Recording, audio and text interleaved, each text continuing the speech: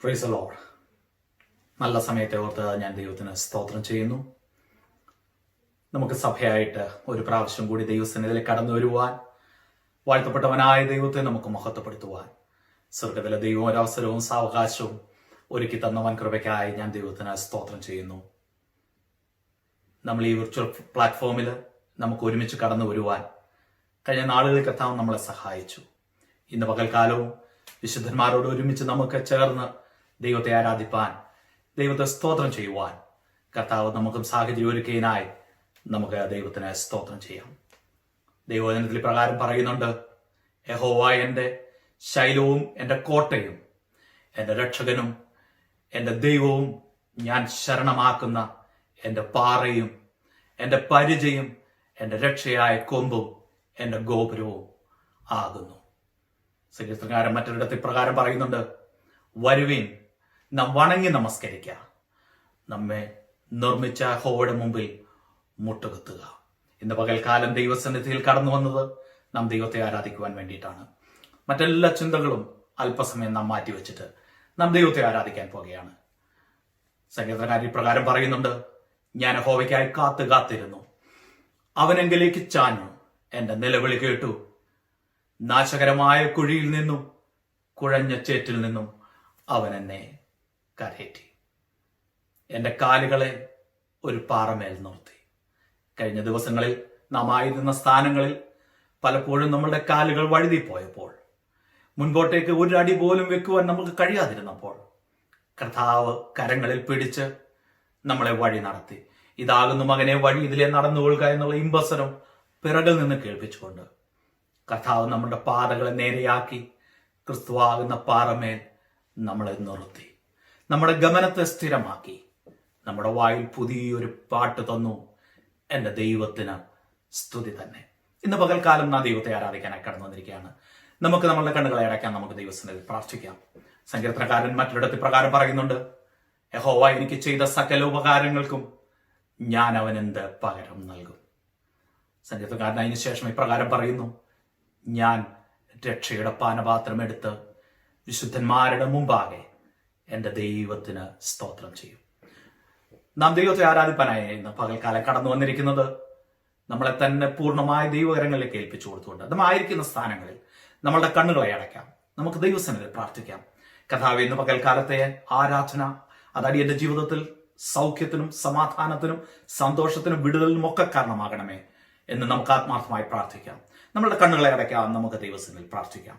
നമ്മുടെ ശുശ്രൂഷകനായിരിക്കുന്ന pastor T Joseph അവർകൾ മുൻപോട്ട് കടന്നു വന്ന് പ്രാർത്ഥനയിൽ നമ്മെ സഹായിക്കും.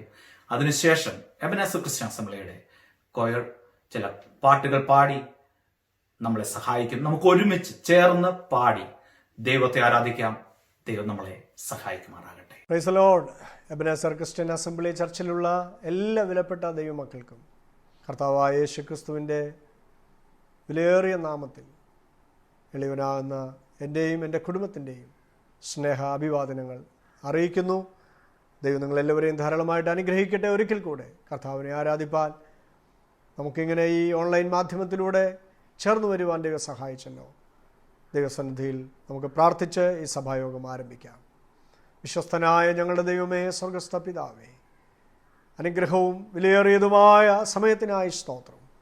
ലോകം മുഴുവൻ കർത്താവേ പ്രശ്നങ്ങളിലും പ്രതിസന്ധികളിലുമായിരിക്കുമ്പോൾ, കൊറോണ എന്ന അദൃശ്യ വൈറസിൻ്റെ വ്യാപാരത്താൽ ലക്ഷക്കണക്കിന് ആളുകൾ ലോകത്തിൽ മാറ്റപ്പെട്ടിരിക്കുമ്പോൾ, കർത്താവെ, അനേക കുടുംബങ്ങൾ, അനേക വ്യക്തികൾ നിരാശയിലും സാമ്പത്തിക ഞെരുക്കത്തിലും പട്ടിണിയിലും പ്രയാസത്തിലുമായിരിക്കുമ്പോൾ, കർത്താവെ, ഞങ്ങൾ അവർക്ക് വേണ്ടി പ്രാർത്ഥിക്കുകയും ഞങ്ങളെ വിടുവിച്ച ദൈവത്തെ നന്ദിയോടെ ഞങ്ങൾ സ്തുതിക്കുകയും ചെയ്യുന്നു.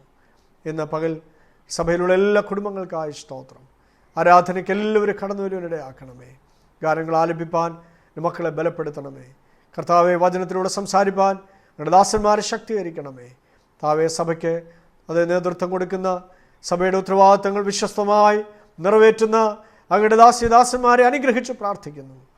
വലിയൊരു ആത്മീയ ഉണർവ് ഞങ്ങളുടെ ജീവിതത്തിൽ നൽകണമേ. കർത്താവേ, ഇന്ന് പകൽ ആദ്യവസാന ദൈവാത്മാവ് ഞങ്ങളെ ഭരിച്ചു നടത്തണമേ. എല്ലാ മഹത്വവും ഞങ്ങൾ അങ്ങേക്ക് തരുന്നു. പ്രാർത്ഥന കേട്ടതിനായി സ്തോത്രം. യേശു ക്രിസ്തുവിന്റെ വിലയേറിയ നാമത്തിൽ തന്നെ, ആമേൻ. എൻ ദൈവം നല്ലവൻ, എന്നെന്നുമേ. എന്നാഥൻ വല്ലവൻ എന്നാളുമേ,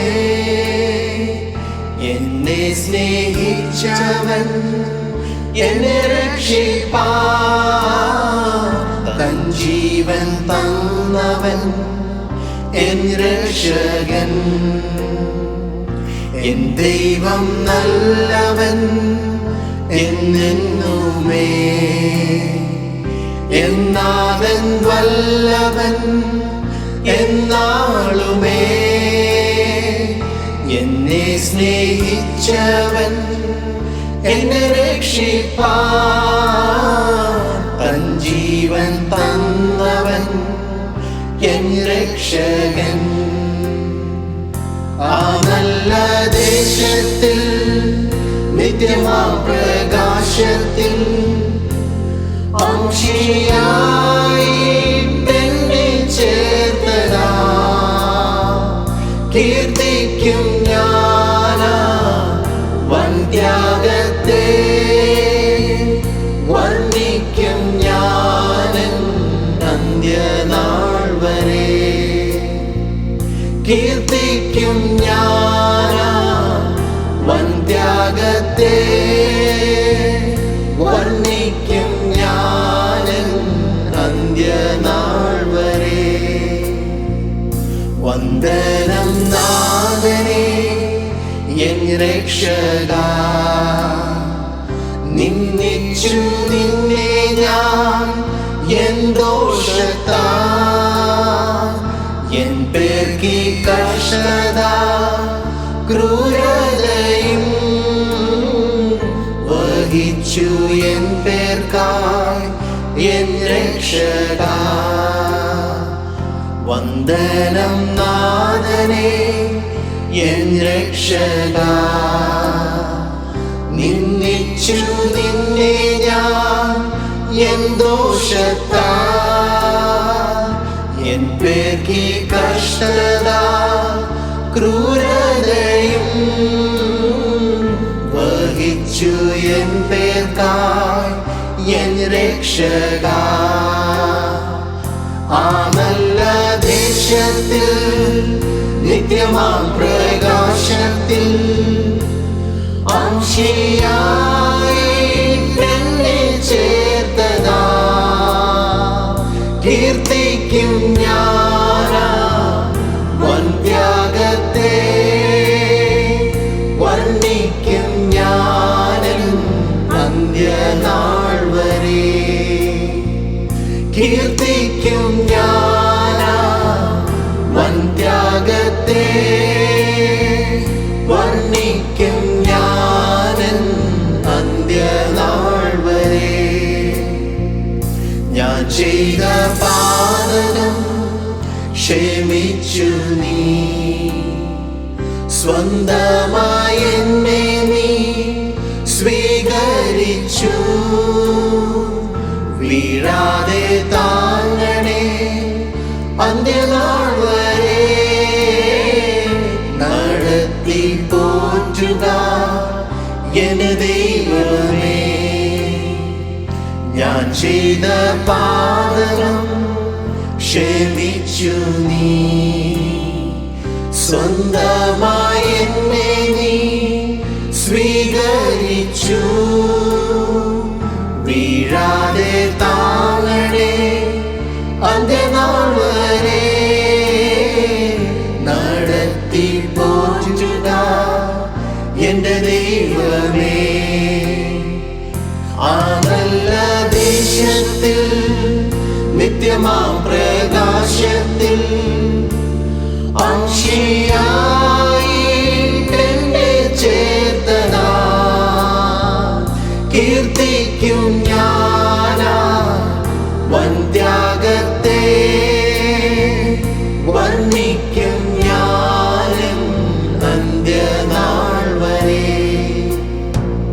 കീർത്തിക്കും ഞാനാ വന്ത്യാഗത്തെ, വർണ്ണിക്കും ഞാനൻ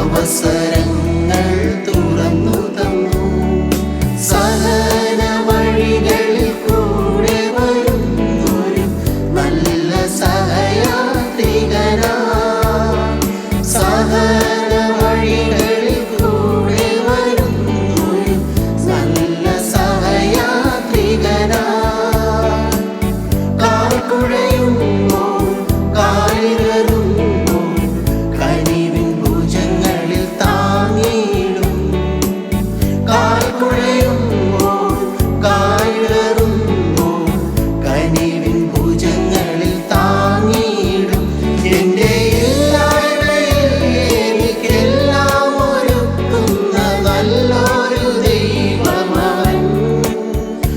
എന്റെ വല്ലായ്മയിൽ എന്നും എന്നോട് കൂടെ ഇമ്മാനുവേലായവൻ.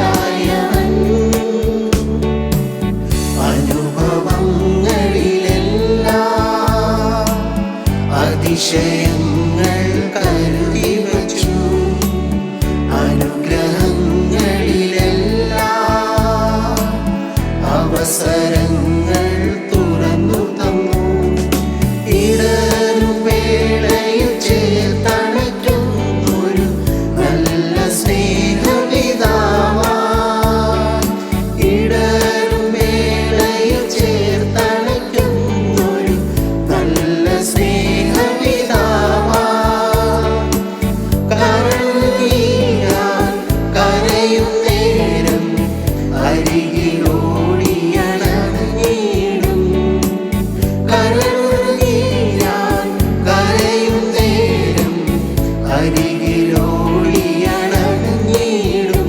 എന്റെ ഇല്ലായ്മയിൽ എനിക്കെല്ലാം ഒരുക്കുന്ന നല്ലൊരു ദൈവമവൻ. എന്റെ വല്ലായ്മയിൽ എന്നും എന്നോട് കൂടെ ഇമ്മാനുവേലായവൻ.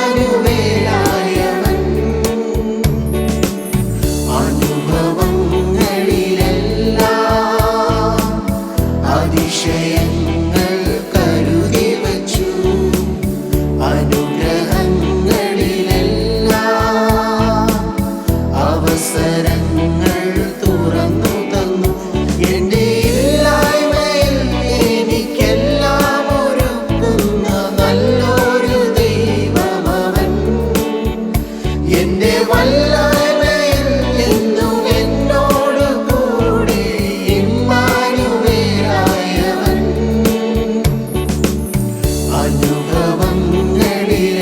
അനുഭവങ്ങളിലെല്ലാം അതിശയങ്ങൾ കരുതി വച്ചു. അനുഗ്രഹങ്ങളിലെല്ലാം അവസരങ്ങൾ തുറന്നു തന്നു.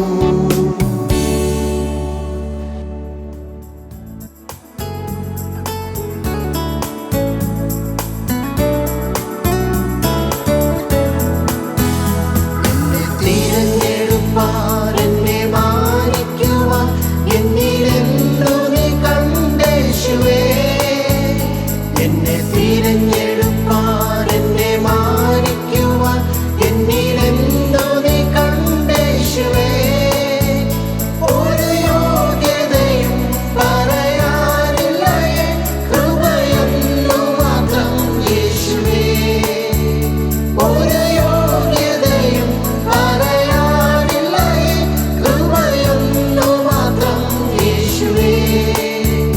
ഗതസമനയിലെ അതിവേദനയും എന്നെ ഓർത്തു സഹിച്ചുവല്ലോ. ഗതസമനയിലെ അതിവേദനയും എന്നെ ഓർത്തു സഹിച്ചുവല്ലോ. അതിദാരുണമാം കാൽവരി മലയും എന്നെ ഓർത്തു സഹിച്ചുവല്ലോ. അതിദാരുണമാം കാൽവരി മലയും എന്നെ ഓർത്തു സഹിച്ചുവല്ലോ.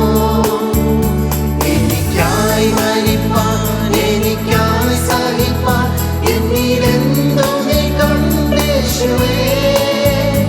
എനിക്കായി മരിപ്പാൻ എനിക്കായി സഹിപ്പാൻ എന്നിലെന്തു നീ കണ്ടേശുവേ. ഒരു മാന്യതയും പറയാനില്ലയേ, ദയയൊന്നു മാത്രം യേശുവേ. ഒരു മാന്യതയും പറയാനില്ലയേ, ദയയൊന്നു മാത്രം യേശുവേ. അങ്ങേ സ്നേഹ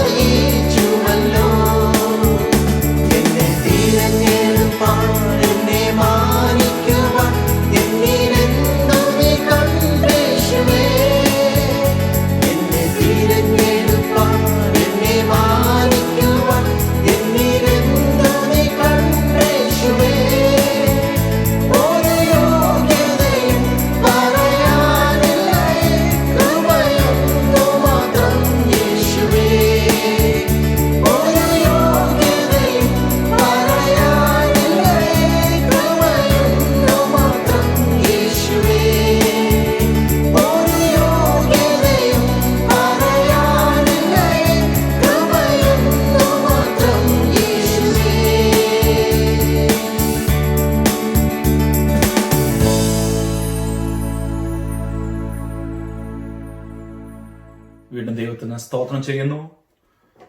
നമുക്ക് നല്ല പാട്ടുകളെ പാടി നമുക്ക് ദൈവത്തെ ആരാധിപ്പാൻ കർത്താവ് സഹായിച്ചനായ ദൈവത്തിന് സ്തോത്രം. നമ്മൾ പാടിയതുപോലെ ആ നല്ല ദേശത്തിൽ നിത്യമാം പ്രകാശത്തിൽ അംശിയായിട്ട് എന്നെയും ചേർത്തതാൽ കീർത്തിക്കും ഞാൻ അവൻ ത്യാഗത്തെ, വർണ്ണിക്കും എൻ്റെ നാളുകളെല്ലാം. കർത്താവ് നമ്മളെ ആ നല്ല ദേശത്തിന് അംശിയായി തീർത്ത ദൈവകൃപയ്ക്കായി നമുക്ക് ദൈവത്തിന് സ്തോത്രം ചെയ്യാം. പലപ്പോഴും പാപത്താൽ കർത്താവിനെ നാം വേദനിപ്പിച്ചപ്പോൾ സ്നേഹത്തോടെ നമ്മളെ ചേർത്ത് നിർത്തി ഹല്ലേലൂയ നമ്മളെ ഓരോ ദിവസവും നടത്തിയ ദൈവകൃപയ്ക്കായി നമുക്ക് ദൈവത്തിന് സ്തോത്രം ചെയ്യാം. ഹല്ലേലൂയ. ഇന്ന് പകൽക്കാലം അനുഗ്രഹിക്കപ്പെട്ട നിലയിൽ ഗാനങ്ങൾ ആലപിക്കുവാൻ പ്രിയ ദൈവമക്കളെ കർത്താവ് സഹായിച്ചതിനായി ദൈവത്തിന് സ്തോത്രം ചെയ്യുന്നു. വീണ്ടും നമുക്ക് കണ്ണുകളെ അടയ്ക്കാം, നമുക്ക് ദൈവസന്നിധിയിൽ പ്രാർത്ഥിക്കാം. നമ്മുടെ സഭയുടെ വിവിധങ്ങളായ ആവശ്യങ്ങളെ ദൈവകരങ്ങളിലേക്ക് ഏൽപ്പിക്കാം. ഇന്ന് പകൽക്കാലം നാം ആരാധന തുടങ്ങിയ സമയം മുതൽ ദൈവത്തിന്റെ വലിയ സാന്നിധ്യം നമുക്ക് അനുഭവിച്ചറിയുവാൻ കർത്താവ് നമ്മളെ സഹായിച്ചു. ഹല്ലേലൂയ. തുടർന്നുള്ള എല്ലാ കാര്യങ്ങളിലും ദൈവത്തിന്റെ വലിയ സാന്നിധ്യവും പരിപാലനവും കൂടിയിരിക്കുന്നതിന് വേണ്ടി നമുക്ക് ദൈവത്തോട് പ്രാർത്ഥിക്കാം. നാം എല്ലാവരും പ്രാർത്ഥനയോടെ ആയിരിക്കുമ്പോൾ സിസ്റ്റർ ജാസ്മിനും ബ്രദർ മനോയും പ്രാർത്ഥനയിൽ നമ്മെ സഹായിക്കും. നമുക്കെല്ലാവർക്കും കണ്ണുകളെ അടയ്ക്കാം, നമുക്ക് ദൈവസന്നിധിയിൽ പ്രാർത്ഥിക്കാം. അതിനുശേഷം ബ്രദർ സ്വീൻ മുൻപോട്ട് കടന്നു വന്ന് സങ്കീർത്തനത്തിൽ നിന്ന് നമ്മളോട് സംസാരിക്കും. നമുക്കെല്ലാവർക്കും വളരെ പ്രാർത്ഥനയോടെ ദൈവസന്നിധിയിലായിരിക്കാം. കർത്താവെ, ഇന്ന് പകൽക്കാലം അടിയനോട് സംസാരിക്കണമേ എന്നുള്ള വലിയ പ്രാർത്ഥനകളോടെ ആയിരിക്കുന്നെങ്കിൽ നമ്മളോട് ദൈവത്തിന് സംസാരിക്കുവാൻ കഴിയും. ആര് പ്രസംഗിക്കുന്നു എന്നല്ല, ദൈവവചനമാണ് പ്രസംഗിക്കുന്നത് എന്നുള്ള വലിയ ബോധത്തോടു കൂടി നാം ആയിരിക്കുന്നുവെങ്കിൽ ദൈവത്തിന് നമ്മോട് സംസാരിക്കാൻ കഴിയും. പ്രിയ ദൈവമക്കളെ, നമുക്ക് പ്രാർത്ഥിക്കാം, കണ്ണുകളെ അടയ്ക്കാം. പേര് പറയപ്പെട്ട പ്രിയ സഹോദരിയും സഹോദരനും മുൻപോട്ടേക്ക് കടന്നു വന്ന് പ്രാർത്ഥന നമ്മെ സഹായിക്കും. കർത്താവ് നമ്മളെ ധാരാളം അനുഗ്രഹിക്കുമാറാകട്ടെ. സ്തോത്രം സ്തോത്രം സ്തോത്രം സ്തോത്രം. അതിപരിശുദ്ധനായ ഞങ്ങളുടെ സ്വർഗീയ പിതാവേ, ഇത്രത്തോളം ഞങ്ങളെ കരുതിയല്ലോ, ഇത്രത്തോളം ഞങ്ങളെ സ്നേഹിച്ചല്ലോ, പോക്കിലും വരവിലും യാത്രയിലും എല്ലാം നിന്റെ അനുഗ്രഹവും നിന്റെ സാന്നിധ്യം നിറഞ്ഞു തന്നതിനായിട്ട് സ്തോത്രം. കഴിഞ്ഞ ഒരാഴ്ചക്കാലം കർത്താവെ ഞങ്ങളുടെ കൂടെ വസിച്ചതിനായിട്ട് സ്തോത്രം. കർത്താവെ, ഞങ്ങളുടെ പിള്ളേരുടെ പഠിത്തത്തിൽ കൂടെ ഉണ്ടായിരിക്കുന്നവൻ ഞങ്ങളുടെ ജോലി സ്ഥലത്ത് കർത്താവെ ഞങ്ങളുടെ ഓരോ കുടുംബത്തിനെയും കർത്താവെ ഞങ്ങൾ കാത്തു സൂക്ഷിച്ച് പരിപാലിച്ചതിനായിട്ട് സ്തോത്രം. ഹല്ലേലൂയ. സ്തോത്രം സ്തോത്രം സ്തോത്രം. ഇത്രത്തോളം ഞങ്ങളെ കരുതിയല്ലോ, ആ ഓരോ നിമിഷം ഓർത്ത് സ്തുതിക്കുന്നു, സ്തോത്രം ചെയ്യുന്നു കർത്താവെ. ഹല്ലേലൂയ. സ്തോത്രം. എന്ന് ഞങ്ങളുടെ നാവിൽ സ്തുതിയും സ്തോത്രം ഉയരുവാനുള്ള കൃപ ഞങ്ങൾക്ക് തരണമേ എന്ന് പ്രാർത്ഥിക്കുന്നു നാഥ. കർത്താവെ, ഇതൊന്നും കർത്താവെ ഞങ്ങൾ നേടിയതല്ലല്ലോ കർത്താവെ, സകലതും അവിടെ നിന്ന് തന്നതല്ലേ കർത്താവെ. ഹല്ലേലൂയ. സ്തോത്രം സ്തോത്രം. അഹങ്കരിക്കാനൊന്നുമില്ലല്ലോ കർത്താവെ. ഹല്ലേലൂയ. സ്തോത്രം സ്തോത്രം സ്തോത്രം കർത്താവെ. Just your mere grace. Hallelujah. സ്തോത്രം സ്തോത്രം സ്തോത്രം കർത്താവെ. ഹല്ലേലൂയ. സ്തോത്രം സ്തോത്രം. യേശു ഞങ്ങൾക്ക് ഈ താന്ന ഭൂമിയിലോട്ട് ഞങ്ങൾക്ക് വേണ്ടി വന്നു. അവസാനത്തുള്ളി രക്തം ഞങ്ങൾക്ക് വേണ്ടി ആ കാൽവരിയിൽ ഒഴുക്കി തന്നല്ലോ. ഞങ്ങളുടെ പാപം, ഞങ്ങളുടെ ശാപം, ഞങ്ങളുടെ രോഗം, ഞങ്ങളുടെ ദുഃഖം, ഞങ്ങളുടെ ദാരിദ്ര്യം സകലതും എന്റെ യേശു ആ കാൽവരിയിൽ നിവർത്തിച്ചതിനായിട്ട് സ്തോത്രം ചെയ്യുന്നു കർത്താവെ. മൂന്നാം ദിവസം അങ്ങനെ ഉയർത്തിയതായിട്ട് കർത്താവെ ഞങ്ങൾക്ക് വേണ്ടി ദിനംതോറും കർത്താവെ പിതാവിന്റെ വലത്ത് ഭാഗത്തിൽ ഞങ്ങൾക്ക് വേണ്ടി ദിനംതോറും പക്ഷപാതം ചെയ്തുകൊണ്ടിരിക്കുവാണല്ലോ കർത്താവെ. ഹല്ലേലൂയ. സ്തോത്രം സ്തോത്രം സ്തോത്രം കർത്താവെ. നന്ദിയോട് സ്തോത്രം ചെയ്യുന്നു കർത്താവെ. നിന്റെ വചനം കർത്താവെ രാവും പകലും വായിക്കുവാനും ധ്യാനിക്കുവാനും അതനുസരിച്ച് ജീവിക്കുവാനുള്ള കൃപ ഞങ്ങൾക്ക് ഓരോരുത്തർക്കും തരണമേ കർത്താവെ. ഹല്ലേലൂയ. സ്തോത്രം സ്തോത്രം സ്തോത്രം സ്തോത്രം. എന്റെ യേശുവ ഞങ്ങളുടെ ഷെപ്പേർഡ് കർത്താവെ. We are the sheep of his pasture കർത്താവെ. This sheep hears the word hallelujah of the shepherd. Hallelujah. This sheep doesn't know the voice of a stranger. Hallelujah. സ്തോത്രം സ്തോത്രം സ്തോത്രം. നന്ദിയോട് സ്തോത്രം ചെയ്യുന്നു കർത്താവെ. ഹല്ലേലൂയ. സ്തോത്രം. Praise be to your holy name. Praise be to your holy name. Praise be to your holy name. Hallelujah. സ്തോത്രം സ്തോത്രം സ്തോത്രം. കാട്ടൊലിവായ ഞങ്ങളെ കർത്താവെ നാട്ടൊലിവായ കർത്താവെ കൂട്ടിച്ചേർത്തനായിട്ട് സ്തോത്രം ചെയ്യുന്നു കർത്താവെ. ഹല്ലേലൂയ. സ്തോത്രം കർത്താവെ. നല്ല ഫലം കഴിക്കുന്ന വൃക്ഷമായിട്ട് മാറുവാനുള്ള കൃപ ഞങ്ങൾക്ക് തരണമേ എന്ന് പ്രാർത്ഥിക്കുന്നു നാഥ. ഹല്ലേലൂയ. സ്തോത്രം സ്തോത്രം കർത്താവെ. ഞങ്ങളെ തന്നെ ഒരുക്കുവാൻ കർത്താവെ, ഞങ്ങളെ തന്നെ കർത്താവെ പ്രസന്റബിൾ ബ്രൈഡായിട്ട് മാറ്റുവാൻ കർത്താവെ അതിന് വേണ്ടി ഞങ്ങൾ അതിന് പറഞ്ഞു തരണമേ എന്ന് പ്രാർത്ഥിക്കുന്നു. ഹല്ലേലൂയ. സ്തോത്രം സ്തോത്രം കർത്താവെ. നിന്റെ വരവ് ഏറ്റവും അടുത്തിരിക്കുവാണല്ലോ കർത്താവെ. ഹല്ലേലൂയ. സ്തോത്രം സ്തോത്രം. കാലം ധ്വനിക്കാറായി കർത്താവെ. ഹല്ലേലൂയ. സ്തോത്രം. നിന്റെ ശബ്ദം കേൾക്കുമ്പോൾ കർത്താവെ. ഹല്ലേലൂയ. സ്തോത്രം സ്തോത്രം. ബുദ്ധിയുള്ള കന്യകമാരെ പോലെ കർത്താവെ ഞങ്ങൾ ഒരുങ്ങി നിൽക്കുവാൻ, ഞങ്ങളുടെ തുരുത്തിൽ എണ്ണ കുറയാതിരിക്കുവാനുള്ള കൃപ ഞങ്ങൾക്ക് തരണമേ എന്ന് പ്രാർത്ഥിക്കുന്നു നാഥ. ഹല്ലേലൂയ. സ്തോത്രം സ്തോത്രം സ്തോത്രം കർത്താവെ. Hallelujah. Stotram, stotram, stotram, Kartave. Hallelujah. Praise be to your holy name. Praise be to your holy name. Praise be to your holy name, Kartave. Hallelujah. Stotram, Kartave. ചോദിക്കുന്നവനെല്ലാം കുടുംബങ്ങൾക്ക് വേണ്ടിയും പേരായിട്ട് പ്രാർത്ഥിക്കുന്ന വാഴ്ത്ത അനുഗ്രഹിക്കണമേ കർത്താവെ. മക്കൾക്ക് വേണ്ടി പ്രാർത്ഥിക്കുന്ന കർത്താവെ. മുതിർന്നവർക്ക് വേണ്ടി പ്രാർത്ഥിക്കുന്ന കർത്താവെ. ഹല്ലേലൂയ. സ്തോത്രം. ചർച്ചിൽ ലീഡർഷിപ്പിൽ ഇരിക്കുന്ന ഓരോരുത്തരെയും വാർത്ത് പ്രാർത്ഥിക്കുന്നു നാഥ. വാഴ്ത്ത അനുഗ്രഹിക്കണമേ എന്ന് പ്രാർത്ഥിക്കുന്നു നാഥ. പാസ്റ്ററുകളുടെ കുടുംബത്തിന് വേണ്ടിയും പ്രാർത്ഥിക്കുന്നു. ഹല്ലേലൂയ. സ്തോത്രം സ്തോത്രം സ്തോത്രം കർത്താവെ. ഇന്നത്തെ കർത്താവെ ആരാധന കർത്താവെ ഞാൻ അനുഗ്രഹമായി തീരുവാനുള്ള കൃപ ഞങ്ങൾക്ക് തരണമേ കർത്താവെ. വർഷിപ്പിലൂടെ കർത്താവെ ഞങ്ങളോട് സംസാരിക്കണമേ എന്ന് പ്രാർത്ഥിക്കുന്നു നാഥ. സാംസിലൂടെ കർത്താവെ ഞങ്ങളോട് സംസാരിക്കണമേ കർത്താവെ. ഹല്ലേലൂയ. സ്തോത്രം സ്തോത്രം സ്തോത്രം. നിന്റെ വചനം കേൾക്കുമ്പോൾ കർത്താവെ അത് ഞങ്ങളുടെ ഹൃദയത്തിനകത്തോട്ട് നല്ല ഫെർട്ടൈൽ സോയിലിനകത്തോട്ട് വീണ് പോലെ കർത്താവെ 30, 60, 100 മേനിയായിട്ട് കേൾക്കുവാനുള്ള കൃപ ഞങ്ങൾക്ക് തരണമേ. അത് സാധാരണ എടുത്ത് തട്ടിക്കൊണ്ട് പോകാതെ കർത്താവെ ഞങ്ങൾ ഓരോരുത്തരെയും കർത്താവെ കാത്തുകൊള്ളണമേ എന്ന് പ്രാർത്ഥിക്കുന്നു നാഥ. കർത്താവെ നിന്റെ തിരുസലിനോട്ട് സമർപ്പിച്ച് പ്രാർത്ഥിക്കുന്നു. സകലമാന മഹത്വം തന്നെ യേശുവിന്റെ അധികാരമുള്ള നാമത്തിൽ പ്രാർത്ഥിക്കുന്നു. കൃപയോടെ കേൾക്കണമേ. ഹല്ലേലൂയ. സ്തോത്രം സ്തോത്രം സ്തോത്രം സ്തോത്രം. നിത്യനായ ദൈവമേ, സ്വർഗീയ നല്ല കർത്താവേ, ഈ അനുഗ്രഹിക്കപ്പെട്ട കർത്താവെ പ്രഭാതത്തിനായി നന്ദിയോടെ സ്തോത്രം. കർത്താവെ, ഒരു വിശുദ്ധ പകൽക്കാലം കൂടി ഞങ്ങൾക്ക് ഒരുമിച്ച് നിന്നെ ആരാധിപ്പാൻ തക്കവണ്ണം കർത്താവെ ഞങ്ങൾക്ക് തന്ന വലിയ ഭാഗ്യത്തിനായി നന്ദിയോടെ സ്തോത്രം. കർത്താവെ, കുടുംബങ്ങളായി പല ഭവനങ്ങളിലായിരുന്നു കർത്താവെ ഒരുമിച്ച് ഞങ്ങൾക്ക് നിന്നെ ആരാധിപ്പാൻ ഞങ്ങൾക്ക് തന്ന അവസരത്തെ ഓർക്കുന്നു കർത്താവെ. കഴിഞ്ഞ ഒരാഴ്ച കാലം മുഴുവൻ കർത്താവെ നീ അവിടുന്ന് ഞങ്ങളെ അതിശയകരമായി അവിടെ പരിപാലിച്ചതിനായി സ്തോത്രം കർത്താവെ. ഞങ്ങൾ ജോലി ചെയ്ത സാഹചര്യത്തിൽ കർത്താവ് ഞങ്ങളെ യാത്ര ചെയ്ത പല മേഖലകളിലും നിന്റെ കൃപയും സാന്നിധ്യം അവിടുന്ന് കൂടെ ഇരുന്നതിനായി നന്ദിയോടെ സ്തോത്രം കർത്താവെ. ഇന്നത്തെ ആരാധനയിൽ കർത്താവെ ഞങ്ങൾക്ക് ആവശ്യമായ എല്ലാ നന്മകളാലും നീ അവിടെ ഞങ്ങളെ നിറയ്ക്കണമേ എന്ന് ഞങ്ങൾ പ്രാർത്ഥിക്കുന്നു കർത്താവെ. ഞങ്ങൾക്ക് നല്ല പാട്ടുകളെ ഞങ്ങൾക്ക് നൽകി തന്നതിനായി സ്തോത്രം.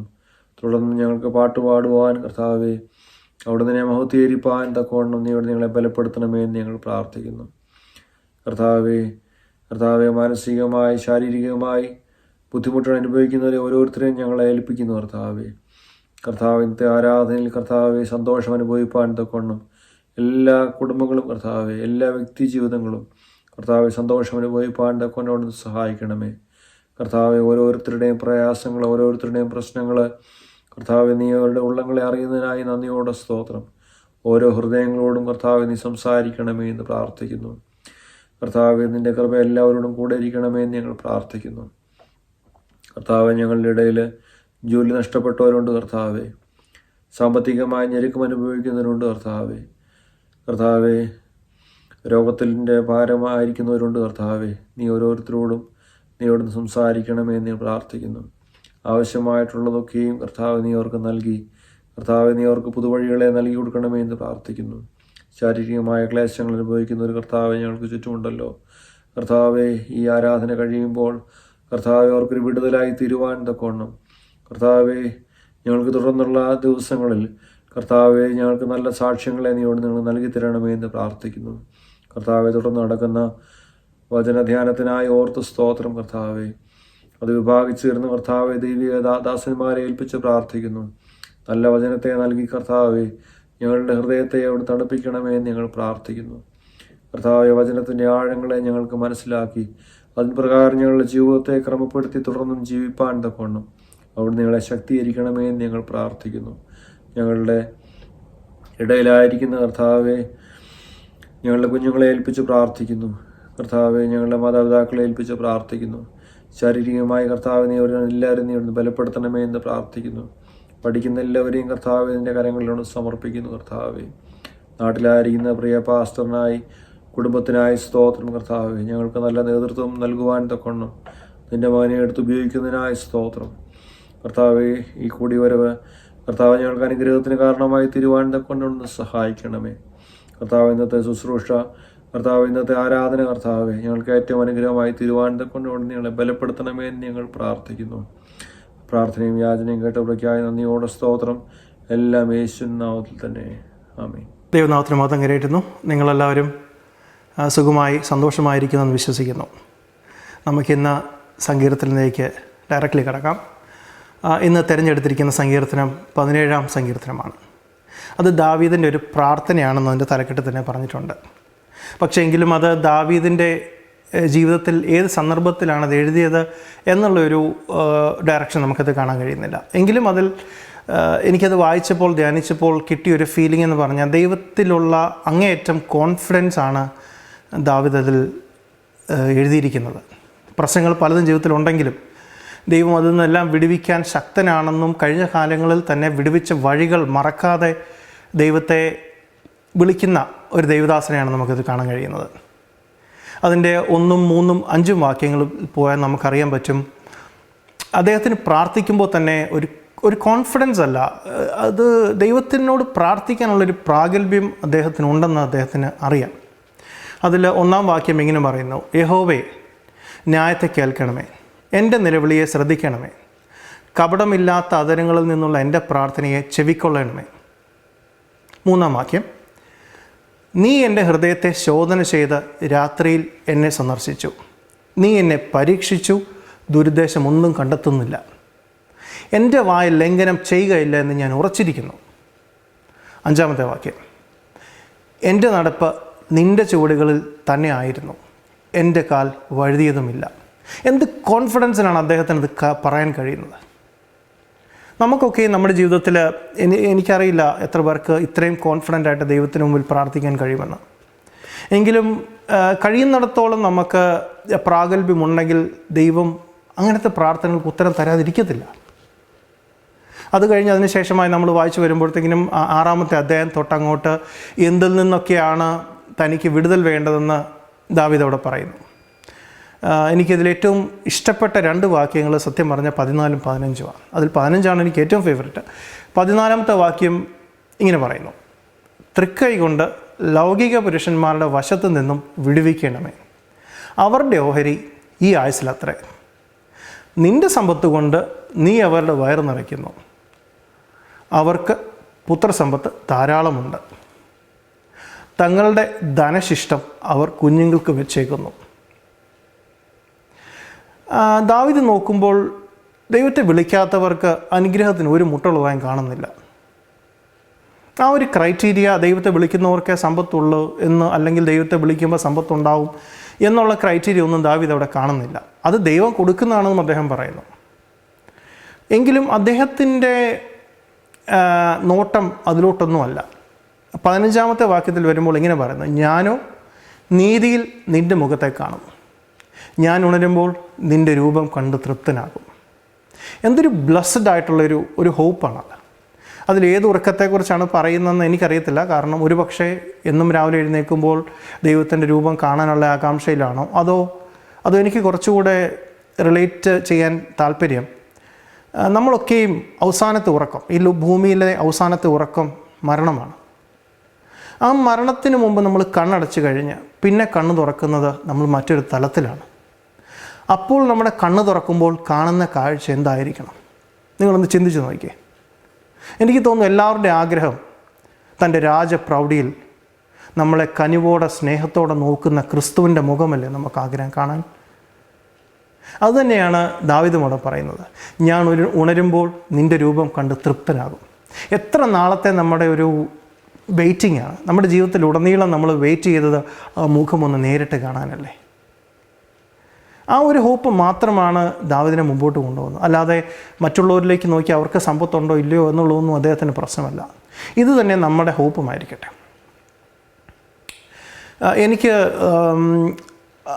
എനിക്കിന്ന് കുഞ്ഞുങ്ങളോട് കുറച്ച് കാര്യങ്ങൾ പറയാൻ താല്പര്യമുണ്ട്, കുഞ്ഞുങ്ങളോടും യങ്സ്റ്റേഴ്സിനോടും. അതിൻ്റെ റീസൺ ഞാൻ പറയാം. Anyway, I'll try to change to English so that all the kids among us can Understand? So kids, please listen to me. If parents, if your kids are not with you, just call them in, make them sit next to you. This might help them, and you as well. So the reason I want to talk to kids and youngsters is that when I switch on any Christian channels on TV or computer or even radio when you drive, you could listen to a few false doctrines. What is happening to Christianity? Is it changing? See, when we read the Bible, sometimes we get confused because of all these false doctrines being put into our ears. So we need to train the kids in the right way so that they don't fall for this. And I truly believe that the kids now are the ones who is going to defend the true Christianity tomorrow.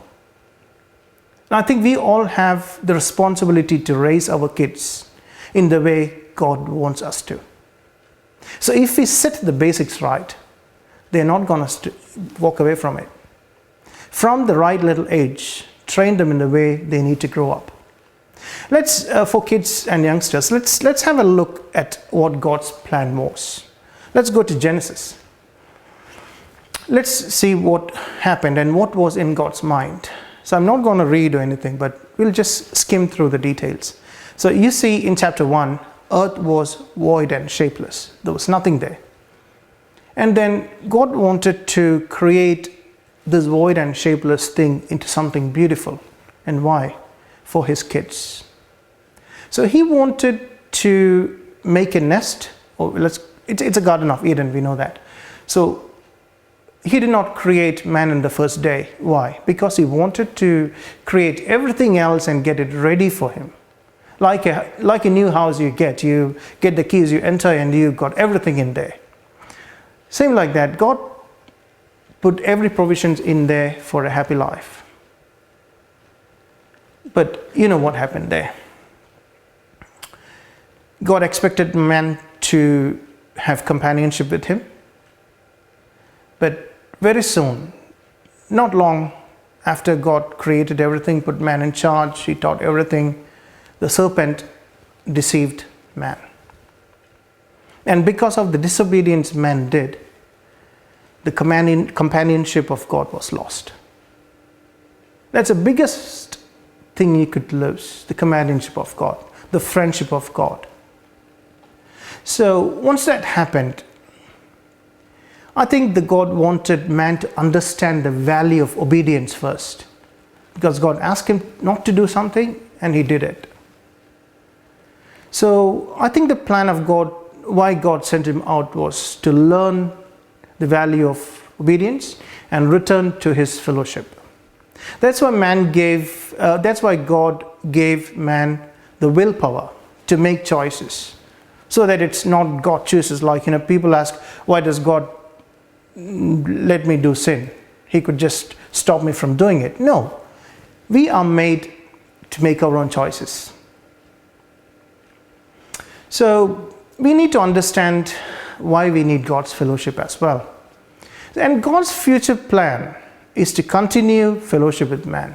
As we see in Revelation 21:3, we read, "Behold, the tabernacle of God is among men, and he will dwell among them, and they shall be his people." See what God's desire is.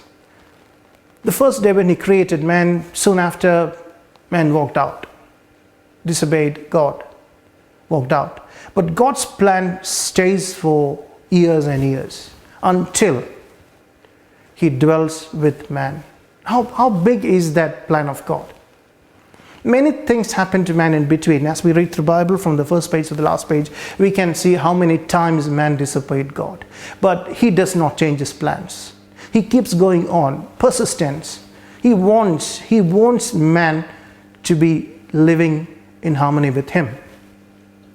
And that's why, God gave a lot of laws, because you can see Moses wrote most of the laws in the Old Testament. You can see why God gave them laws, because he wanted man to live in obedience with God. When we look at the obedience stories, you can see Adam, Abraham, Moses, Joshua, David, and Paul. Obedience was one thing God wanted. In 1 Samuel 15:22, it says, to obey is better than sacrifice. So obedience is something God really wanted man to learn. Or in the New Testament, from Paul to the bride of Christ in Revelation, it says, they did not love themselves till death out of obedience to God. So if I don't value my life, that's obedience. There's nothing more than God. His laws are my commandments. I would like to live. I love to live in obedience. That should be our dream. Sometimes we're not completely able to. And anyway, we have to go back to the basics, how to obey God and find what God wants us. To obey His commandments, we need to know what they are. And we don't obey His commandments out of fear. No. Just because God punishes you? No. We obey Him and we love Him.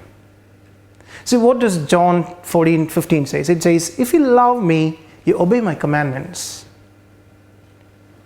See, in going back to Genesis, we can see that the serpent deceived Eve not long after.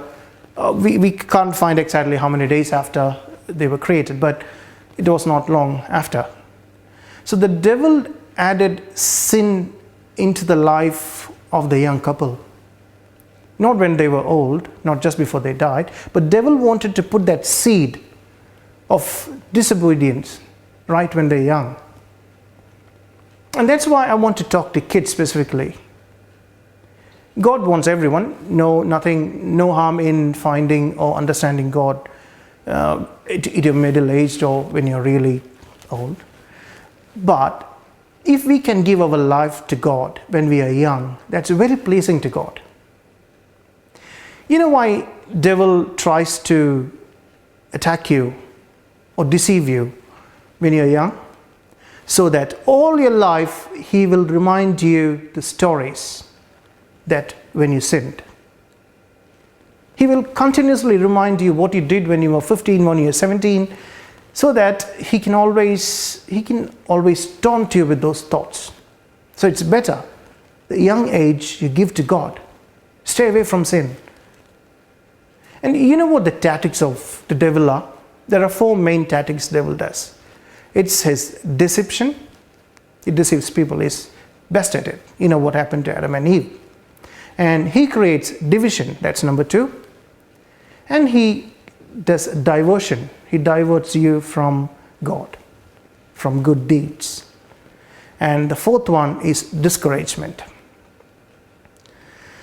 In Corinthians 2:11, it says, we should not be outwitted by devil, as we already know his schemes. Bible says we know his schemes already. But why do we get outwitted by him? Why do we fail?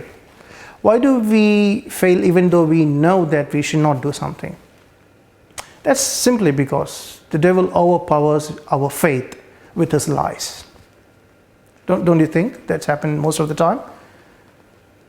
So next time discouragement happens, next time you think you're being deceived, you stand up and speak out like Jesus did.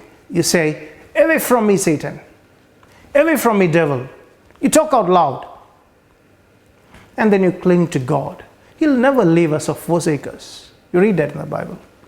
And to youngsters, I request you to be strong and courageous, because God is not yet done with you. God's not yet done with you. You should understand how marvelously you are made. You will see that in the future. You just have to be there. You just have to wait for God's time. You are just a seed. You're being grown into a beautiful tree. But just wait. There might be wind. There might be some hurricane sometimes. You never know. But God is in control. You just have to stay calm. Don't run around. God will protect you.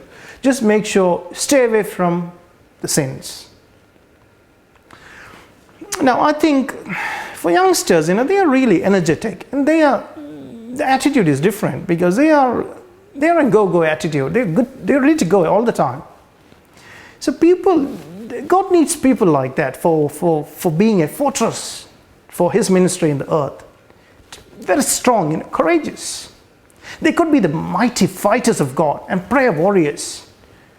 You could sit and pray for hours and hours, Prayer does magic. It's beyond our understanding, but it does it. Read a lot of books and you find books how prayer changes things. In Jeremiah 12 verse 5 it says, if you have raced with men on foot and they have worn you out, how can you compete with horses? So if you think, I can't do it, then how will you run with horses later? Come on, buckle up, we can do it. Just pray well and say loud to God, in your strength I can crush an army. With God I can jump over a wall. That's Psalms 18:29. So just believe in God. Read all the verses in the Bible which makes you strong. Don't be discouraged. Whatever happens in your life, you will live through it. Ask the grown-ups, many things have happened in our lives. We have been through many things, but we are still here. So I'm sure that God wants a few strong people, He wants a lion than 100 pigs. A strong person who can stand and defend Christianity in the future. Stand by His side and finish the work before He comes back as a king. And that day will be the most amazing day. As the devil, try to convince that you are useless or you're unwanted, and then, you feel sad, right? No, don't go to that corner. Don't go to that crying, silly corner. You stand up and talk to yourself how precious you are to God. Don't mind whatever anyone else says. You're precious to God. Believe it. And you know what? That faith, that single faith can keep you running for another 40 days. It's happened in the Bible, you know that. Just a meal can make you run for 40 days. Just a prayer, just a faithful reading of a chapter can make you run for another 40 days. So, and sometimes things happen, you can all the time you're not up that level. And if you think, trust me, this happens. If you have fallen for a sin and you think you are silently enjoying it, there is a warning in the Bible. Sometimes most people, or not even I, we don't say that truly, but sometimes we enjoy sin. Maybe it's because we don't really know that we're enjoying it, but at one point, oh, what did I do? You realize it. It's a very serious situation. In Revelations 2 verse 5, it says, remember from where you have fallen and repent, or else I'm coming to you and will remove your lampstand out of its place unless you repent. So some, like the false doctrines have been saying before, some people teach that your salvation cannot be lost. Then what do you read here? It says your lampstand will be removed from its place unless you repent. So we have to come back. Every time we fall, we have to come back. Otherwise, the devil will keep you down there. No, stand up. Stand up. God will help you. And for little kids, I would suggest to you, I would plead you, read Bible every day. At least one chapter. As soon as you wake up or before you go to bed, at least one chapter or two chapters, or even more is better. But sometimes you don't really understand. Sometimes you get a lot of questions. I can give you a thought. Just think about this. We talked about how Adam and Eve was sent out of the garden. Do you think if Adam had confessed, would he have been spared? I think so. But no, what did they do? Adam blamed his wife and she blamed the serpent. Same mistake was done by Judas. He could have been forgiven if he repented. No, he died himself. He hung. So things in the Bible, the stories in the Bible are there so that we can understand, we can read and we can copy it, not the bad ones, of course. When you read the book of Jonah, God asked him to go to Nineveh. And do you know where he tried to go? To Tarshish. Why? Because he didn't like the people of Nineveh. They are bad people. He doesn't want God to be kind to them. So if Jonah goes and say, repent and God will help you, those people will be saved. So he didn't want to say it. But what God did, God took him to Nineveh, made him say the word. And what happened? They repented of all the sins and God blessed them. I do have a little presentation for kids to see how, just to make it more interesting, to show you how God saves us from our sins. Have a look at this, and because it's a visual, I'm doing this. You might have seen this before, but I'm doing this because sometimes for kids, the visual keeps things more in mind. So every day of your life, understand that God will excuse you, but you have to repent. Let's have a look at this presentation. So this is sin, this is Jesus, and this is man. So what happened? Sin came to our life. See that? And then Jesus came for us. Sin tried to keep him under the earth. Sin tried to attack Jesus. And see what happens. It can't. Sin cannot keep Jesus. And then what happens to man? Sin has got man. Now let's see what happens. Now Jesus comes to our life. See how beautiful our life is? That's what Jesus does to us. So we keep on praying so that we become clean again. I hope you really liked the presentation, and more than that, you understand how our sins are being cleansed. That was the idea for the presentation.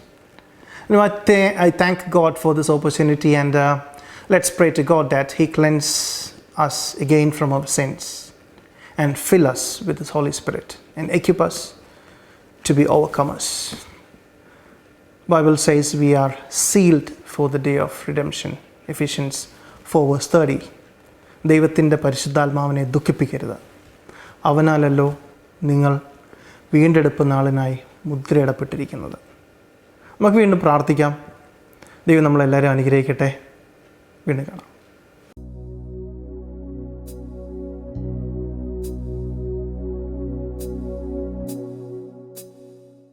I cast my mind to Calvary, where Jesus bled and died for me. I see His wounds, His hands, His feet, my Savior on that cursed tree.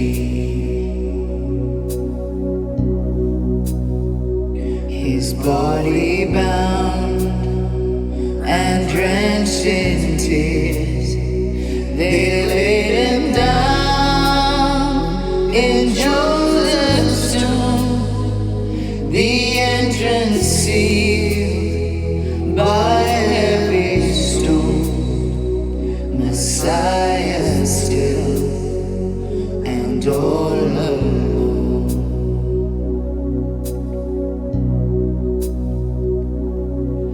Oh, praise the name of the Lord our God. Oh, praise His name forevermore.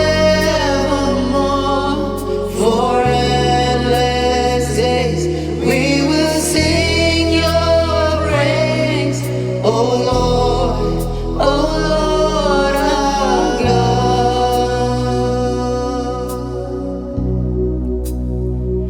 Then on the third, at break of dawn, the Son of Heaven rose again. Oh, travel death, where is your sting? The angels roll for Christ the King.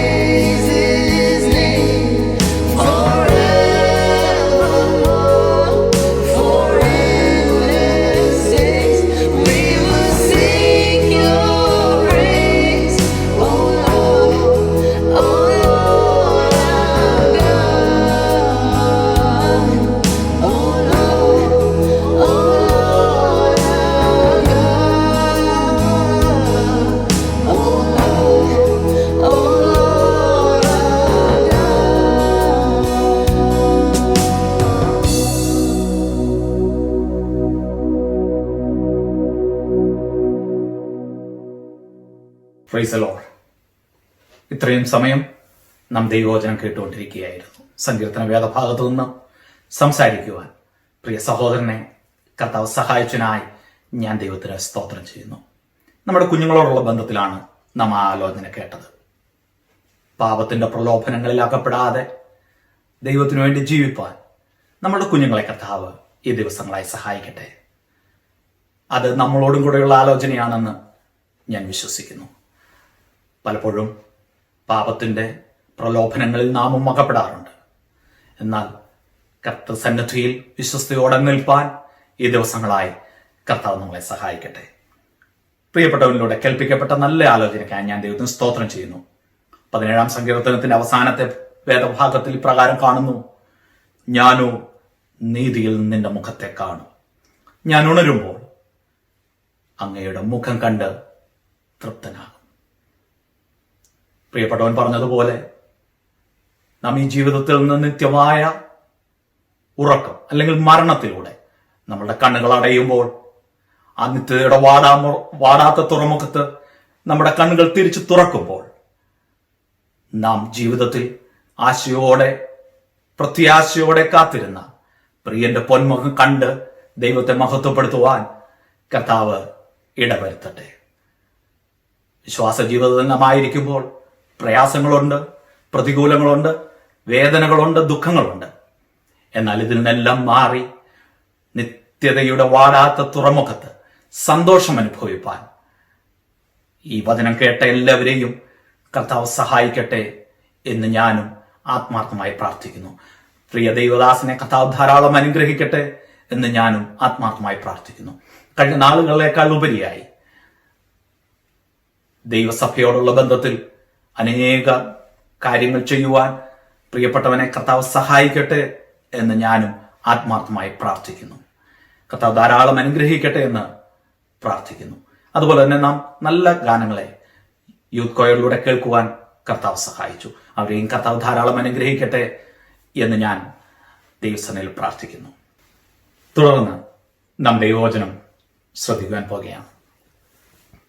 ഇന്ന് പകൽക്കാലം ദൈവവചനത്തിന് ശുശ്രൂഷിക്കുന്നത് ബഹുമാനപ്പെട്ട Wesley പാസ്റ്ററാണ്.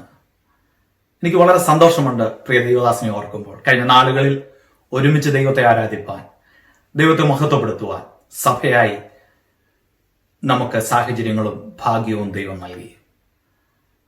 എനിക്ക് വ്യക്തിപരമായി ഒരുപാട് അനുഗ്രഹവും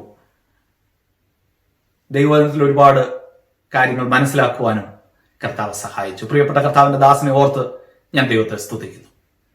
വളരെ ബഹുമാനത്തോടും തികഞ്ഞ സ്നേഹത്തോടും കൂടി പ്രിയ കർത്താവിന്റെ ദാസനെ ദൈവവചനം ശുശ്രൂഷയ്ക്കായി ക്ഷണിക്കുന്നു.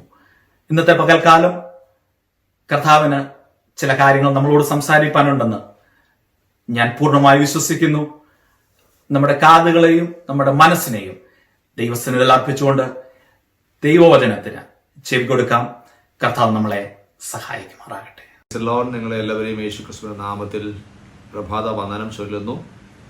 ഈ അനുഗ്രഹീതമായിട്ടുള്ള സഭായോഗത്തിൽ ഞങ്ങളോട് ചേർന്ന ദൈവത്തെ ആരാധിക്കുവാൻ സ്വർഗത്തിലെ ദൈവം എനിക്ക് നൽകിയ അവസരത്തിനായിട്ട് ഞാൻ ദൈവത്തിന് നന്ദി പറയുന്നു. പ്രത്യേകാല അവിടെയുള്ള ദൈവദാസൻ കുടുംബം, വിശുദ്ധന്മാർ, നിങ്ങളെ എല്ലാവരെയും ഞാൻ ഒരു പ്രാവശ്യം കൂടെ വന്ദനം ചൊല്ലുന്നു. ലോകം മുഴുവനും വലിയ പ്രതിസന്ധിയിലും പ്രയാസങ്ങളിലൂടെ കടന്നു പോകുന്ന ഈ പ്രത്യേകമായ സാഹചര്യത്തിലും ദൈവം നൽകിയ ഈ പ്ലാറ്റ്ഫോമിലൂടെ കർത്താവിനെ ആരാധിക്കുവാനും കർത്താവിൻ്റെ നാമത്തെ മഹത്വപ്പെടുത്തുവാനും സഭായോഗം ആചരിപ്പാനും ഒക്കെ ദൈവം അവസരങ്ങളെ നൽകുന്നതോർത്ത് ഞാൻ ദൈവത്തിന് സ്തോത്രം ചെയ്യുന്നു. കഴിഞ്ഞ ചില വർഷങ്ങൾ അവിടെയുള്ള സഭയോട് ചേർന്ന് ശുശ്രൂഷയിൽ പങ്കുകാരനായി തീരുവാൻ ദൈവം എനിക്കും അവസരങ്ങളെ നൽകിയ നല്ല ദിനങ്ങൾ ഓർത്ത് ദൈവത്തിന് സ്തോത്രം ചെയ്യുന്നു. ആ ദിനങ്ങളിൽ പ്രാർത്ഥിക്കുകയും സഹകരിക്കുകയും കരുതുകയും ചെയ്ത സഭയോട്, വിശുദ്ധന്മാരോട് എൻ്റെ ഹൃദയം നിറഞ്ഞ സ്നേഹവും നന്ദിയും വന്ദനവും ഒരു പ്രാവശ്യം കൂടെ ഞാൻ അറിയിക്കുന്നു. ഞങ്ങളിവിടെ കുടുംബമായിട്ട് ദൈവകൃപയാൽ സന്തോഷമായിട്ടിരിക്കുന്നു. കനത്ത മഴ ഈ ദിവസങ്ങളിൽ ഇവിടെ ഉണ്ട്. എങ്കിലും ദൈവത്തെ ആവോളം മഹത്വപ്പെടുത്തുവാനും ശുശ്രൂഷയിൽ ദൈവം നൽകുന്ന അവസരങ്ങൾ പ്രയോജനപ്പെടുത്തുവാനും ദൈവം എനിക്കും അവസരങ്ങളെ നൽകുന്നു. എളിവനെയും നിങ്ങളുടെ പ്രാർത്ഥനയിൽ ഓർക്കുന്നുണ്ട് എന്ന് ഞാൻ വിശ്വസിക്കുന്നു. തുടർന്നും ഞങ്ങളെ ഈ കുടുംബത്തെയും പ്രാർത്ഥനയിൽ ഓർക്കുവാൻ അപേക്ഷ. ഇന്നത്തെ ചിന്തയ്ക്കായി വെളിപ്പാട് പുസ്തകം 2-ാം അധ്യായത്തിൻ്റെ 23-ാമത്തെ വാക്യം ഞാൻ വായിക്കുന്നു. ഞാൻ മനസ്സുകളെയും ഹൃദയങ്ങളെയും ആരാഞ്ഞറിയുന്നവനെന്ന് സകല സഭകളും അറിയും. അല്ലെങ്കിൽ ഞാൻ ഉൾപ്പൂവുകളെയും ഹൃദയങ്ങളെയും ആരായുന്നവൻ എന്ന സകല സഭകളും അറിയും. എല്ലാവരും അറിഞ്ഞിരിക്കേണ്ട ഒരു വലിയ സത്യമാണ് ഇവിടെ നമുക്ക് വായിക്കാനും ധ്യാനിക്കുവാനും ഇന്ന് പ്രഭാതത്തിൽ ദൈവത്തിൻ്റെ പരിശുദ്ധാത്മാവ് തിരഞ്ഞെടുത്ത് നൽകിയിരിക്കുന്ന വേദഭാഗം. ഒരു വാക്ക് ഞാൻ നമ്മുടെ ഈ ചിന്തയ്ക്ക് ആമുഖമായി പ്രാർത്ഥിക്കുന്നു. സ്വർഗ്ഗീയ പിതാവേ, ദൈവത്തിൻ്റെ വചനം ഞങ്ങൾക്ക് ഇന്ന് ഈ പ്രഭാതത്തിൽ ചിന്തിക്കുവാൻ ദൈവ അവസരങ്ങളെ നൽകുന്നല്ലോ. ഇരുവായ് തലയുള്ള ഏതു വാളിനേക്കാളും മൂർച്ചയേറിയതുമായ ദൈവത്തിൻ്റെ തിരുവചനം പാറയെ അടിച്ചു തകർക്കുന്ന ചുറ്റിക പോലെ ഞങ്ങളുടെ ഹൃദയങ്ങളുടെ മേൽ നിന്ന് ശക്തമായി വ്യാപരിക്കുകയാണ്. ദൈവത്തിൻ്റെ വചനം അതിൻ്റെ പൂർണ്ണതയിൽ ഏതാത്മാവിനാൽ രേഖപ്പെടുത്തിയോ അതേ ആത്മാവിനാൽ സംസാരിക്കുവാനും പങ്കിടുവാനും ഞങ്ങൾക്ക് ദൈവം കൃപ നൽകണം. യേശുവിൻ്റെ നാമത്തിൽ തന്നെ ആമേൻ. വിശുദ്ധ വേദപുസ്തകത്തിൽ ദൈവത്തിൻ്റെ സ്വഭാവ ശ്രേഷ്ഠതകളെ കുറിച്ച് നമുക്ക് വായിക്കാനും മനസ്സിലാക്കാനും കഴിയുന്നു. അതിൽ 3 ശ്രദ്ധേയമായിട്ടുള്ള സ്വഭാവങ്ങളുണ്ട്. ഒന്ന്, അവിടുന്ന് എല്ലായിടത്തുമുണ്ട്. God is everywhere. ദൈവം എല്ലായിടത്തുമുണ്ട്. ദൈവത്തെ മറഞ്ഞ് ഒരിടത്തും നമുക്ക് പാർക്കുവാനോ ഒരിടത്തും നമുക്ക് പോകുവാനോ കഴിയില്ല. 2, അവിടത്തേക്കെല്ലാം ചെയ്യാൻ കഴിയും. God can do everything. ദൈവത്തിനെല്ലാം ചെയ്യാനായിട്ട് കഴിയും. 3, അവിടത്തേക്കെല്ലാം അറിയാം. He knows everything. Leonard Ravenhill എന്ന് പറയുന്ന സുപ്രസിദ്ധ സുവിശേഷകൻ എഴുത്തുകാരൻ, അദ്ദേഹം തൻ്റെ ഗ്രന്ഥത്തിൽ ഇങ്ങനെ രേഖപ്പെടുത്തിയിട്ടുണ്ട്. ഓരോരുത്തരും അധിവസിക്കുന്ന 3 വ്യക്തികളുണ്ട്. അദ്ദേഹം ഓരോ വ്യക്തികൾക്കും പേരിട്ടിരിക്കുന്നത് വ്യത്യസ്തമാണ്. 1 പ്രൈഡ്, 2 ഹിപ്പോക്രസി, 3 ട്രൂത്ത്. ഈ 3 വ്യക്തിത്വങ്ങളുടെ ഒരു സംഘടനമാണ് മനുഷ്യന്റെ ജീവിതമെന്നാണ് അദ്ദേഹം അഭിപ്രായപ്പെടുന്നത്. 1 പ്രൈഡ്. നാം ആരെന്ന് മനസ്സുകൊണ്ട് സങ്കല്പിക്കുന്ന ഒരാൾ നമ്മുടെ അകത്ത് ഉണ്ട്. അതിനെയാണ് തണ്ട്, ഗർവ് എന്നൊക്കെ അദ്ദേഹം സൂചിപ്പിക്കുന്നത്. 2, മറ്റുള്ളവർക്ക് തോന്നുന്നതാണ് ഞാൻ എന്ന് കരുതുന്ന ഒരാൾ നമ്മുടെ അകത്തുണ്ട്. അതിനാണ് ഹിപ്പോക്രസി എന്ന് പറയുന്നത്. അങ്ങനെയുള്ളവർ മറ്റുള്ളവർ കരുതുന്നത് പോലെ പുറമെ അഭിനയിച്ച് പുറത്ത് ഒരാളായും അകത്ത് മറ്റൊരാളായും ജീവിക്കുന്ന ഒരു കൂട്ടം ആളുകൾ. മത്തായി സുവിശേഷം 23-ാം അധ്യായത്തിൽ അങ്ങനെ ഒരു കൂട്ടരെ കുറിച്ച് വിശദമായിട്ട് നീണ്ട വാക്യങ്ങളിൽ യേശു വിവരിക്കുന്നത് നമുക്ക് വിശുദ്ധ വേദപുസ്തകത്തിൽ വായിക്കാനായിട്ട് കഴിയുന്നുണ്ട്. 3-മതൊരു കൂട്ടരുണ്ട്. ആ കൂട്ടരാണ് നാം ആരെന്ന് ദൈവത്തിന് അറിയാമെന്ന് ബോധ്യമുള്ള ആളുകൾ. അതാണ് സത്യം. നമ്മെ അറിയാൻ, നാം ആരെന്നറിയാൻ ഈ ലോകത്തിൻ്റെ മറ്റാർക്കും കഴിയില്ല. നമ്മുടെ ദൈവം തമ്പുരാന് മാത്രമേ നാം ആരെന്ന് കൃത്യമായി മനസ്സിലാക്കാനായിട്ട് കഴിയുകയുള്ളൂ. അതുകൊണ്ടാണ് 7 സഭകൾ, അത് ലോകത്തിലുള്ള സകല സഭകളെയും പ്രതിദാനം ചെയ്യുന്ന സഭകളാണല്ലോ. അവരോടായിട്ട് ദൈവത്തിൻ്റെ ആത്മാവ് പറയുന്നു, ഹൃദയങ്ങളെയും മനസ്സുകളെയും പരിശോധിക്കുന്നവനാണ് ഞാൻ എന്ന സകല സഭകളും അപ്പോൾ അറിയും. ഓരോ സഭകളോടും വെളിപ്പാട് പുസ്തകത്തിൽ ആദ്യത്തെ ചൊല്ല് ദൈവത്തിൻ്റെത് ഇങ്ങനെയാണ്: ഐ നോ യുവർ വർക്ക്.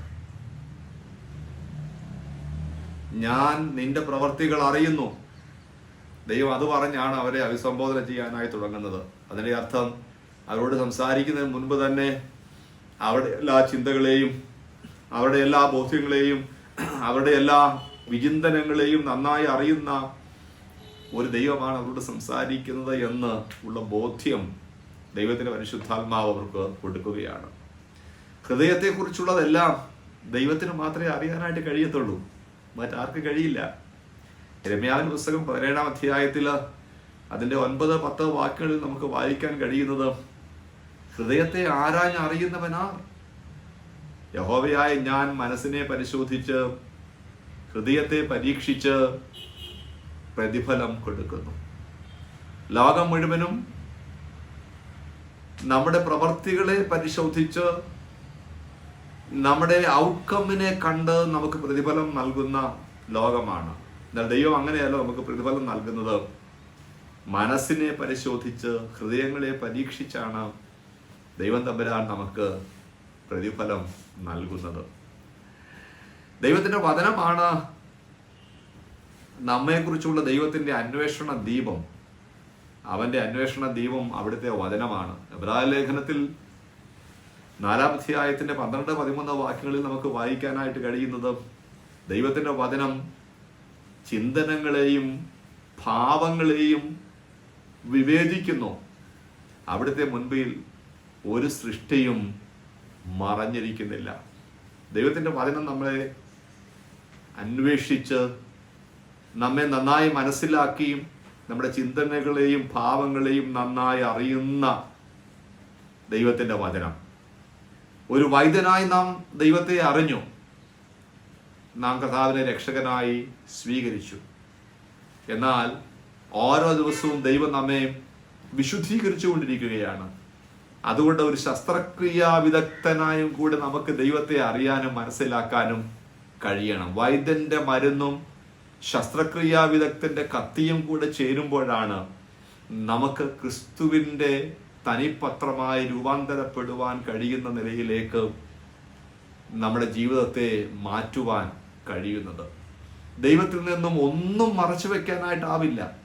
യോബിന്റെ പുസ്തകത്തിൽ 34-ാമത്തെ അധ്യായം 21-22 വാക്യങ്ങളിലൊക്കെ നമുക്ക് വായിക്കാൻ കഴിയുന്നത്, അവന്റെ ദൃഷ്ടി മനുഷ്യന്റെ വഴിയിലിരിക്കുന്നു. മനുഷ്യന് ദൈവം അറിയാതെ ഒരിടത്തും പോകാൻ കഴിയില്ല, ഒരു ചുവടും വയ്ക്കാൻ കഴിയില്ല. ഒളിച്ചു കൊള്ളേണ്ടതിന് ഇരുട്ടുമില്ല, അന്ധതമസ്സുമില്ല. അതിന്റെ അർത്ഥം ദൈവത്തിന്റെ കണ്ണിന്റെ മുൻപിൽ മറഞ്ഞിരിക്കുന്ന ഒരു ഇരുട്ടില്ല, ദൈവത്തിന്റെ കണ്ണിന്റെ മുമ്പിൽ മറഞ്ഞിരിക്കുന്ന ഒരു അന്ധതമസ്സുമില്ല. സദൃശവാക്യം 15-ാം അധ്യായത്തിന്റെ 11-ാമത്തെ വാക്യത്തിൽ നാം ഇങ്ങനെ വായിക്കുന്നു, പാതാളവും നരകവും യഹോവയുടെ ദൃഷ്ടിയിലിരിക്കുന്നു. മനുഷ്യപുത്രന്മാരുടെ ഹൃദയങ്ങൾ എത്രയധികം! പാതാളവും നരകവും യഹോവയുടെ ദൃഷ്ടിയിലിരിക്കുന്നുവെങ്കിൽ, ദൈവം താൻ അധിവസിക്കുന്ന ഇടത്തു നിന്നും അതിനെ ദർശിക്കുവാൻ കഴിയുന്നുവെങ്കിൽ, മനുഷ്യപുത്രന്മാരുടെ ഹൃദയങ്ങളെ വളരെ നിഷ്പ്രയാസം ദൈവത്തിന് മനസ്സിലാക്കാനും ദൈവത്തിന് കാണുവാനും കഴിയും. യിരെമ്യാവിന്റെ പുസ്തകം 23-ാം അധ്യായത്തിന്റെ 24-ാമത്തെ വാക്യത്തിൽ നമുക്കിങ്ങനെ വായിക്കാൻ കഴിയുന്നു, ഞാൻ കാണാതെ വണ്ണം ആർക്കെങ്കിലും മറയത്ത് ഒളിപ്പാൻ കഴിയുമോ? ദൈവം കാണാതെ വണ്ണം ഒരു മറയുണ്ടാക്കാൻ, ദൈവം കാണാതെ വണ്ണം ഒരു ബങ്കർ ഉണ്ടാക്കാൻ, ദൈവം കാണാതെ വണ്ണം ഒന്ന് ഒളിക്കാൻ മനുഷ്യന് ആർക്കെങ്കിലും കഴിയുമോ? അതുകൊണ്ട് സങ്കീർത്തനക്കാരൻ ദൈവത്തിൻ്റെ ഈ സ്വഭാവം, ഗോഡ് നോസ് എവരിത്തിങ്, ദൈവം എല്ലാം അറിയുന്നു എന്നുള്ള സ്വഭാവത്തെ ഗ്രഹിച്ച് ഇങ്ങനെ 139-ാമത്തെ സങ്കീർത്തനത്തിൽ പാടുകയാണ്, നീ എന്നെ ശോധന ചെയ്ത് അറിഞ്ഞിരിക്കുന്നു. 7 കൂട്ടം കാര്യങ്ങളാണ് ദൈവം അറിയുന്നു എന്ന് സങ്കീർത്തനക്കാരൻ ആദ്യ വാചകങ്ങളിൽ പാടുന്നത്. ഞാൻ ഇരിക്കുന്നത് ദൈവം അറിയുന്നു. 2, ഞാൻ എഴുന്നേൽക്കുന്നത് ദൈവം അറിയുന്നു.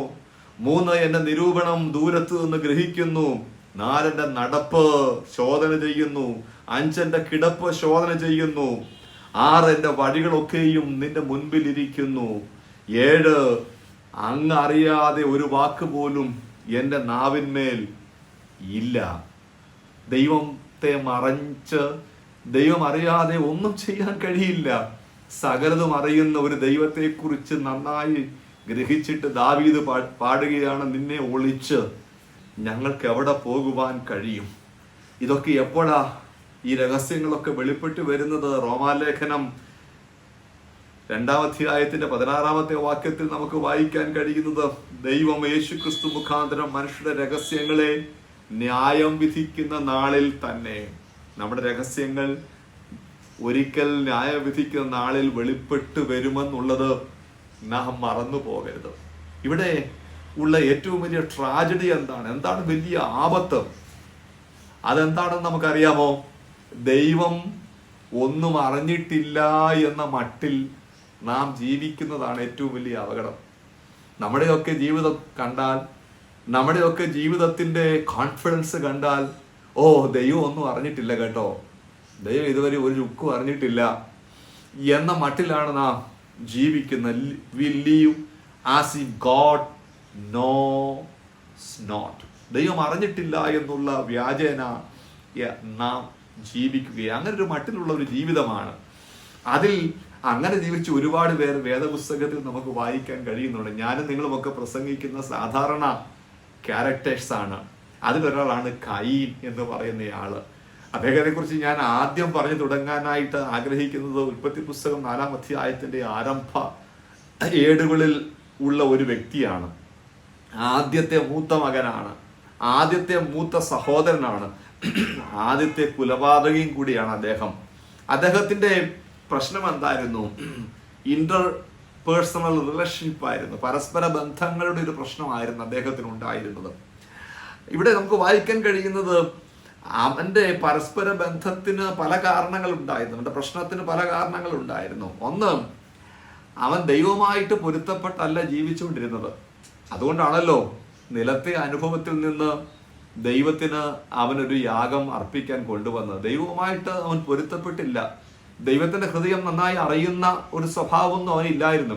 അവൻ പള്ളിയിലൊക്കെ വരുന്നുണ്ട്, അവൻ ആരാധനയിലൊക്കെ പങ്കെടുക്കുന്നുണ്ട്, പക്ഷെ ദൈവവുമായിട്ട് അവന് പൊരുത്തമൊന്നും ഇല്ല. അവന്റെ ജീവിതം വളരെ വ്യത്യസ്തമായിട്ട്, ഔട്ട്ലൈൻ വിത്ത് ഗാഡ്, ദൈവത്തോട് പൊരുത്തപ്പെടാതെ ഉള്ള ജീവിതമാണ് അവൻ നടത്തിക്കൊണ്ട് വന്നിരുന്നത്. അതുകൊണ്ട് എങ്ങനെയാണ് ദൈവത്തിന് യാഗം കഴിക്കേണ്ടത്, എങ്ങനെയാണ് ദൈവത്തെ ആരാധിക്കേണ്ടതെന്നൊന്നും അവന്റെ ചിന്തയൊന്നും അല്ലായിരുന്നു. അതുകൊണ്ട് അവന് തോന്നിയതുപോലൊക്കെ ദൈവത്തെ ആരാധിക്കാൻ അവൻ ദൈവത്തിന്റെ അടുക്കിലേക്ക് വരികയാണ്. രണ്ടാമത്തെ അവന്റെ ഒരു വലിയ പ്രശ്നമെന്ന് പറയുന്നത്, അവന് ഭയങ്കര അസൂയായിരുന്നു, ജലസിയായിരുന്നു, വലിയ എൻവിയായിരുന്നു, വലിയ അസൂയായിരുന്നു. കാരണം അവന്റെ സഹോദരൻ ഈ ആരാധനയിൽ പങ്കുചേരുന്നുണ്ട്. ദൈവം അവന്റെ ആരാധനയിൽ പ്രസാദിച്ചപ്പോൾ അവന്റെ മുഖം വാടി എന്നാണ് നമുക്ക് വായിക്കാൻ കഴിയുന്നത്. അവന്റെ മുഖം വാടി. അവന് വാടേണ്ട കാര്യം എന്താ?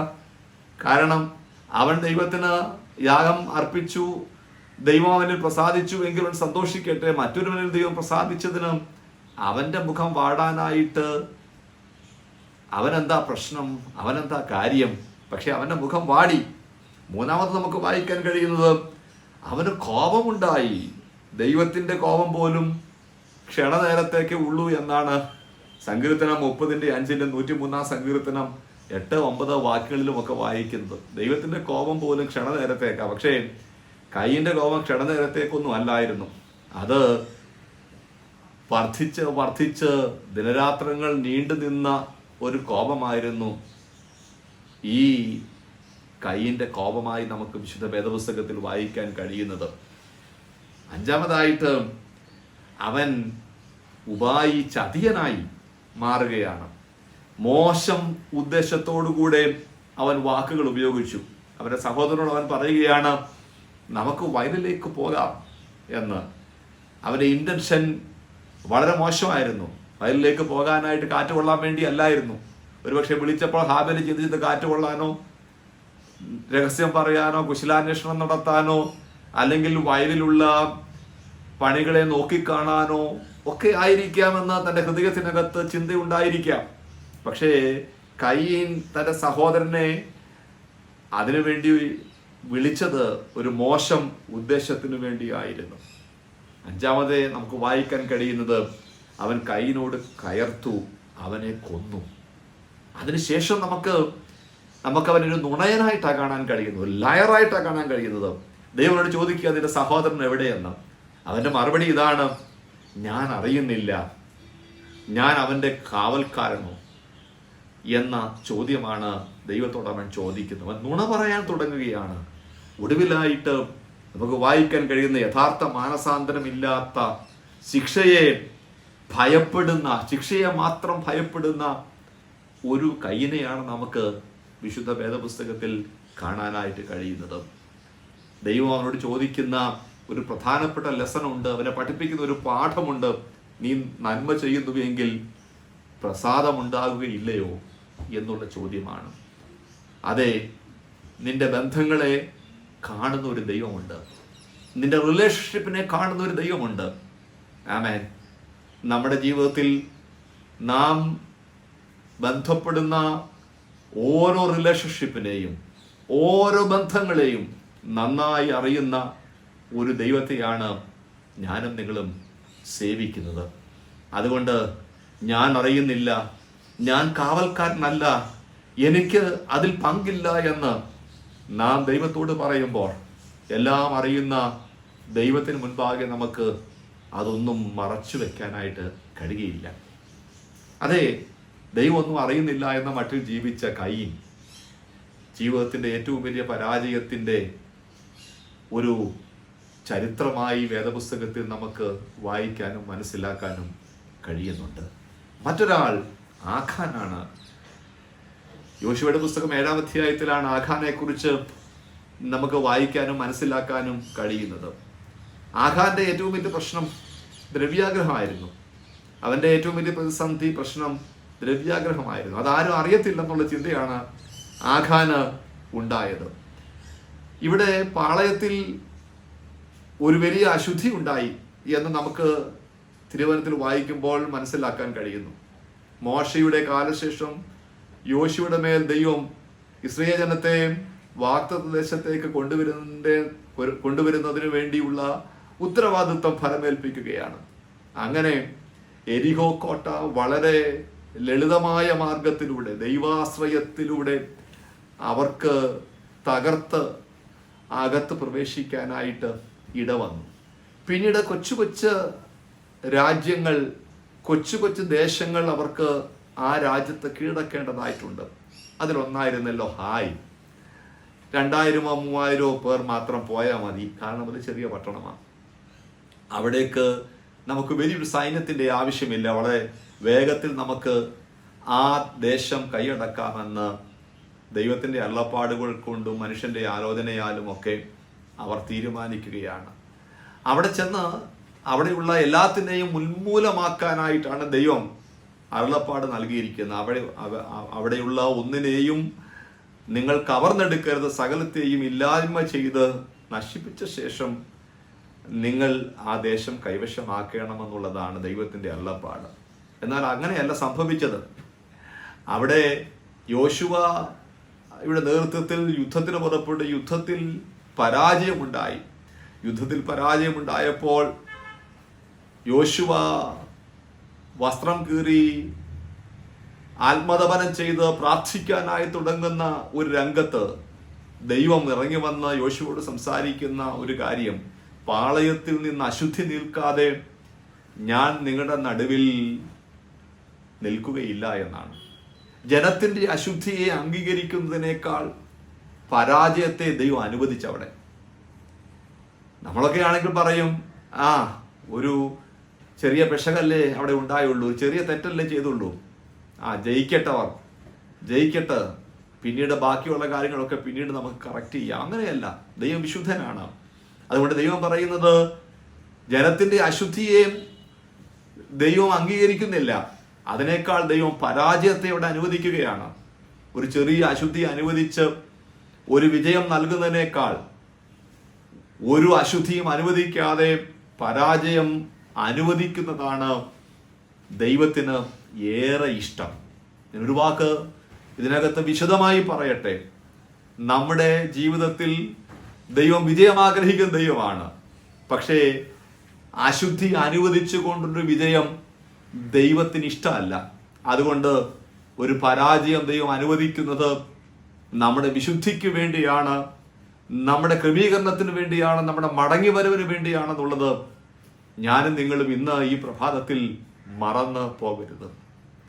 രണ്ടാമതായി നമുക്ക് ഈ ഒരു ഭാഗത്ത് മനസ്സിലാക്കാൻ കഴിയുന്നത് ഓരോരുത്തരുടെയും വ്യക്തിപരമായ വിശുദ്ധീകരണത്തിൽ ദൈവത്തിന് ഭയങ്കര താല്പര്യമുണ്ട്. ദൈവം ആഗ്രഹിക്കുന്നത് ഒരു സൊസൈറ്റി മുഴുവനും ഒരു മാസ്സായിട്ടുള്ള ഒരു ഹോളിനെസ്സിനെ കുറിച്ചല്ല ദൈവം ആഗ്രഹിക്കുന്നത്. ഇൻഡിവിജ്വൽ ആയിട്ടുള്ള പേഴ്സണൽ ആയിട്ടുള്ള ഒരു ഹോളിനെസ്സിന് വേണ്ടി ദൈവത്തിന് ഭയങ്കര ആഗ്രഹമുണ്ട്. അതുകൊണ്ടാണ് യോശുവയോട് ദൈവം പറയുന്നത്, ജനങ്ങളിൽ നിന്ന്, നിങ്ങൾ ഗോത്രങ്ങളിൽ നിന്ന്, കുലങ്ങളിൽ നിന്ന്, കുടുംബങ്ങളിൽ നിന്ന് ചീട്ടുകൾ ഇടുകയാണ്. ഒടുവിൽ വ്യക്തിയായി ചീട്ടിടാൻ പറയുകയാണ്. എന്നിട്ട് ആഖാൻ പിടിക്കപ്പെടുകയാണ്. ഓരോ വ്യക്തിയുടെയും വിശുദ്ധി ദൈവത്തിന് ഭയങ്കര ഇമ്പോർട്ടൻ്റ് ആയിട്ടുള്ള ഒരു കാര്യമാണ്. ഒരു സഭയിലോ ഒരു കൂട്ടായ്മയിലോ ഒരു ദൈവമക്കളുടെ ഒരു കുടുംബത്തിലോ എല്ലാവരുടെയും വിശുദ്ധി, വ്യക്തിപരമായിട്ടുള്ള വിശുദ്ധി ദൈവത്തിന് വളരെ പ്രധാനപ്പെട്ട ഒരു കാര്യമാണ്.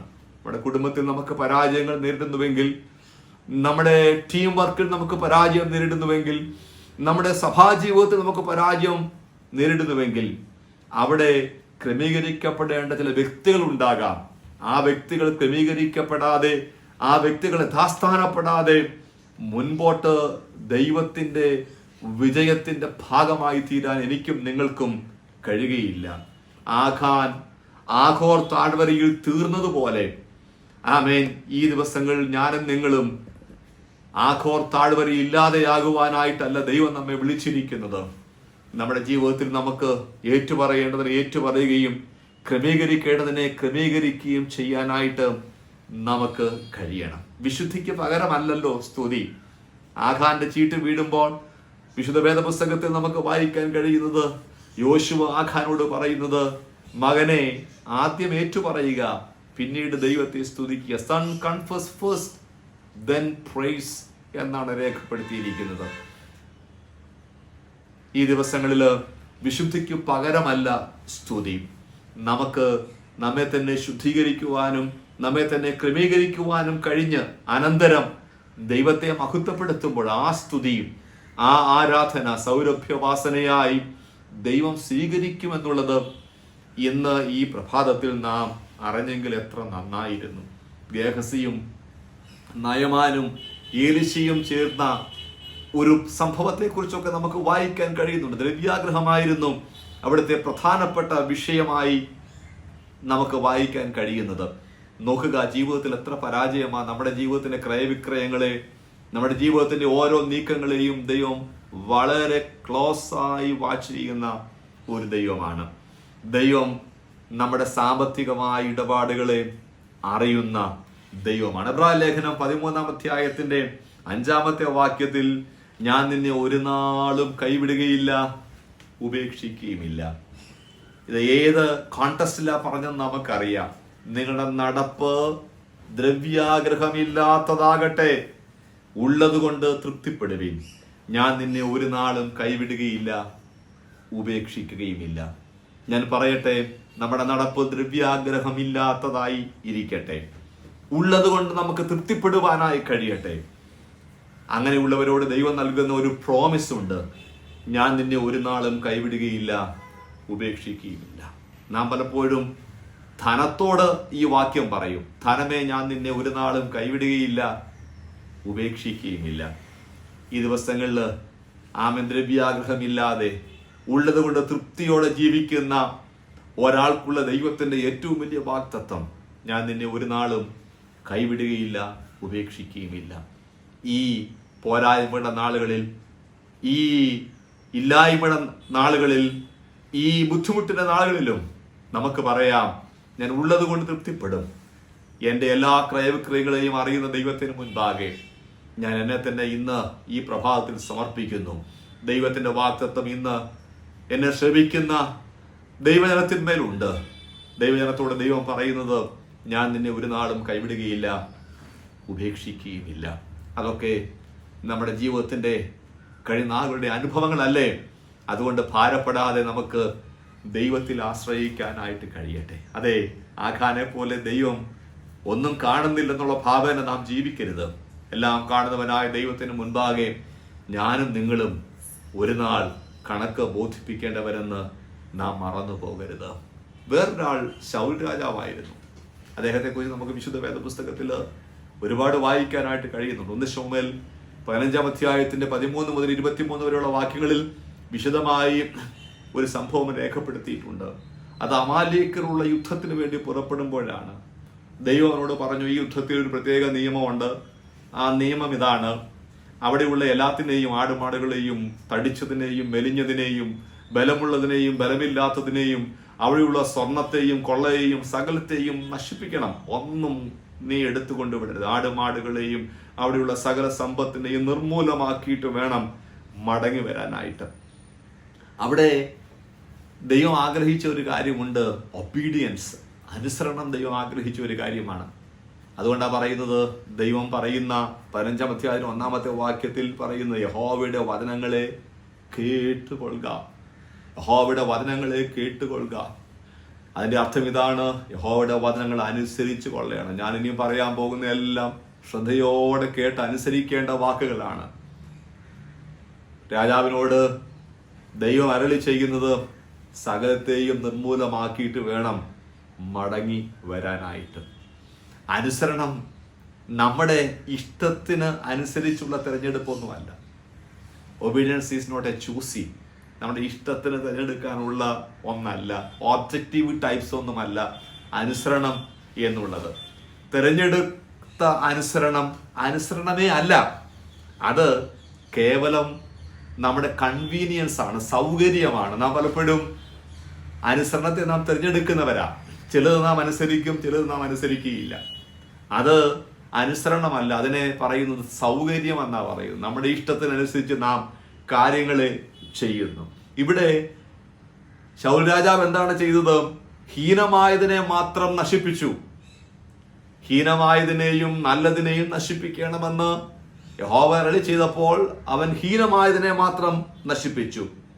അനുസരണം പ്രാർത്ഥനയേക്കാൾ സ്തുതിയേക്കാൾ വലുതാണ്. 22-ാമത്തെ വാക്യത്തിൽ 15-ാമത്തെ 22-ാമത്തെ വാക്യത്തിൽ പറയുന്നു, അനുസരിക്കുന്നത് യാഗത്തെക്കാളും ചെവിക്കൊള്ളുന്നത് മുട്ടാടിന്റെ മേധസ്സിനേക്കാളും നല്ലത് അല്ലോ. പ്രാർത്ഥനയേക്കാൾ സ്തുതിയേക്കാൾ വിലയുള്ളതാണ് അനുസരണം. ദൈവം നമ്മുടെ എല്ലാ പ്രവൃത്തിയിലും നോക്കിക്കാണുന്ന ഒബീഡിയൻസ് ആണ്. ഒരുപക്ഷെ യുദ്ധത്തിൽ മികച്ചതിനെയൊക്കെ പിടിച്ചുകൊണ്ട് വരുമ്പോൾ അത് മോശപ്പെട്ട കാര്യമൊന്നുമല്ല.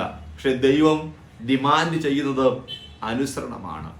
ഭക്തിയുടെ വാക്കുകളാലും പ്രവൃത്തികളാലും നിങ്ങളുടെ അനുസരണക്കേട് മറച്ചു വെക്കാനായിട്ട് നിങ്ങൾ ശ്രമിക്കരുത്. ഇവിടെ ശൗൽ രാജാവ് ഭക്തിയുടെ വാക്കുകൾ ഒക്കെ പറഞ്ഞാണ് തന്റെ അനുസരണക്കേട് മറച്ചു വെക്കാനായി ശ്രമിക്കുന്നത്. 13-ാമത്തെ വാക്യത്തിൽ ഞാൻ യഹോവയുടെ കൽപ്പന നിവർത്തിച്ചിരിക്കുന്നു എന്നൊക്കെയാണ് ശമൂവേൽ പ്രവാചകനോട് പറയുന്നത്. തന്റെ ഭക്തി കൊണ്ട് താൻ അവിടുന്ന് പിടിച്ചുകൊണ്ടുവന്ന രാജാവിനെയും താൻ അവിടുന്ന് പിടിച്ചുകൊണ്ട് വന്ന നല്ല മെച്ചപ്പെട്ട മൃഗങ്ങളെയും ഒക്കെ കാര്യങ്ങൾ അവൻ മറച്ചു വെച്ചിട്ട് ഭക്തി പറയുകയാണ്. പിന്നീട് നമുക്ക് വായിക്കാൻ കഴിയുന്നത്, ഇതൊക്കെ ഞാൻ കൊണ്ടുവന്നത് ദൈവത്തിന് ആരാധന കഴിപ്പാനും ദൈവത്തെ പ്രസാദിപ്പിക്കുവാനുമാണെന്നൊക്കെയുള്ള വാക്കുകളാണ് ശൗൽ രാജാവ് പ്രവാചകനോട് പറയുന്നത്. ദൈവത്തിന് അതൊന്നും കേൾക്കേണ്ട. ദൈവം ആഗ്രഹിക്കുന്നത് ചോദ്യം ചെയ്യപ്പെടാത്ത ഒരു അനുസരണമാണ്. ദൈവം പറയുന്നത് അതേപടി അനുസരിക്കുക. നാം മനസ്സക്കനായിട്ട് കാണിച്ചതിന് എവിടെയെന്ന് ദൈവം നന്നായി അറിയുന്നുണ്ട്. നമ്മുടെ ജീവിതത്തിന്റെ എല്ലാ ഭാഗങ്ങളിലും എവിടെയാണ് അനുസരണക്കേട് കാണിച്ചത് ദൈവം ശ്രദ്ധാപൂർവം നോക്കുന്നുണ്ട്. ഇവിടെയും ഈ യുദ്ധത്തിന് പുറപ്പെട്ടപ്പോൾ മുതൽ ദൈവത്തിന്റെ കൽപ്പനകൾ അനുസരിക്കുന്നു എന്ന് ദൈവം ശ്രദ്ധയോടെ യുദ്ധത്തിൽ നോക്കിക്കൊണ്ടിരിക്കുകയാണ്. ഈ ക്രിസ്തീയ ജീവിതയാത്രയുടെ യുദ്ധത്തിൽ, ഈ പോരാട്ടത്തിൽ, ഈ നിത്യതയിലേക്ക് ഉള്ള പോരാട്ടത്തിൽ, ഈ ക്രിസ്തീയ ജീവിതയാത്രയുടെ ആ വലിയ ശോഭാപരിപൂർണമായ ആ തീരത്തേക്കുള്ള യാത്രയിൽ ദൈവം വളരെ ശ്രദ്ധയോടെ നോക്കിക്കൊണ്ടിരിക്കുന്നത് നമ്മുടെ അനുസരണമാണ്. നാം ദൈവത്തെ അനുസരിക്കുന്നുവോ എന്നാണ് ദൈവം ശ്രദ്ധിച്ചു കൊണ്ടിരിക്കുന്നത്. ഈ ദിവസങ്ങളിൽ എവിടെയെങ്കിലും നമുക്ക് തെറ്റിപ്പോയിട്ടുണ്ടെങ്കിൽ, എവിടെയെങ്കിലും നമുക്ക് പരാജയം സംഭവിച്ചിട്ടുണ്ടെങ്കിൽ നമുക്ക് ഏറ്റുപറയാം. ഇന്ന് പ്രഭാതത്തിൽ നമുക്ക് മനം തിരിയാം. നമുക്ക് യഥാസ്ഥാനപ്പെടുവാൻ നമുക്ക് കഴിയട്ടെ.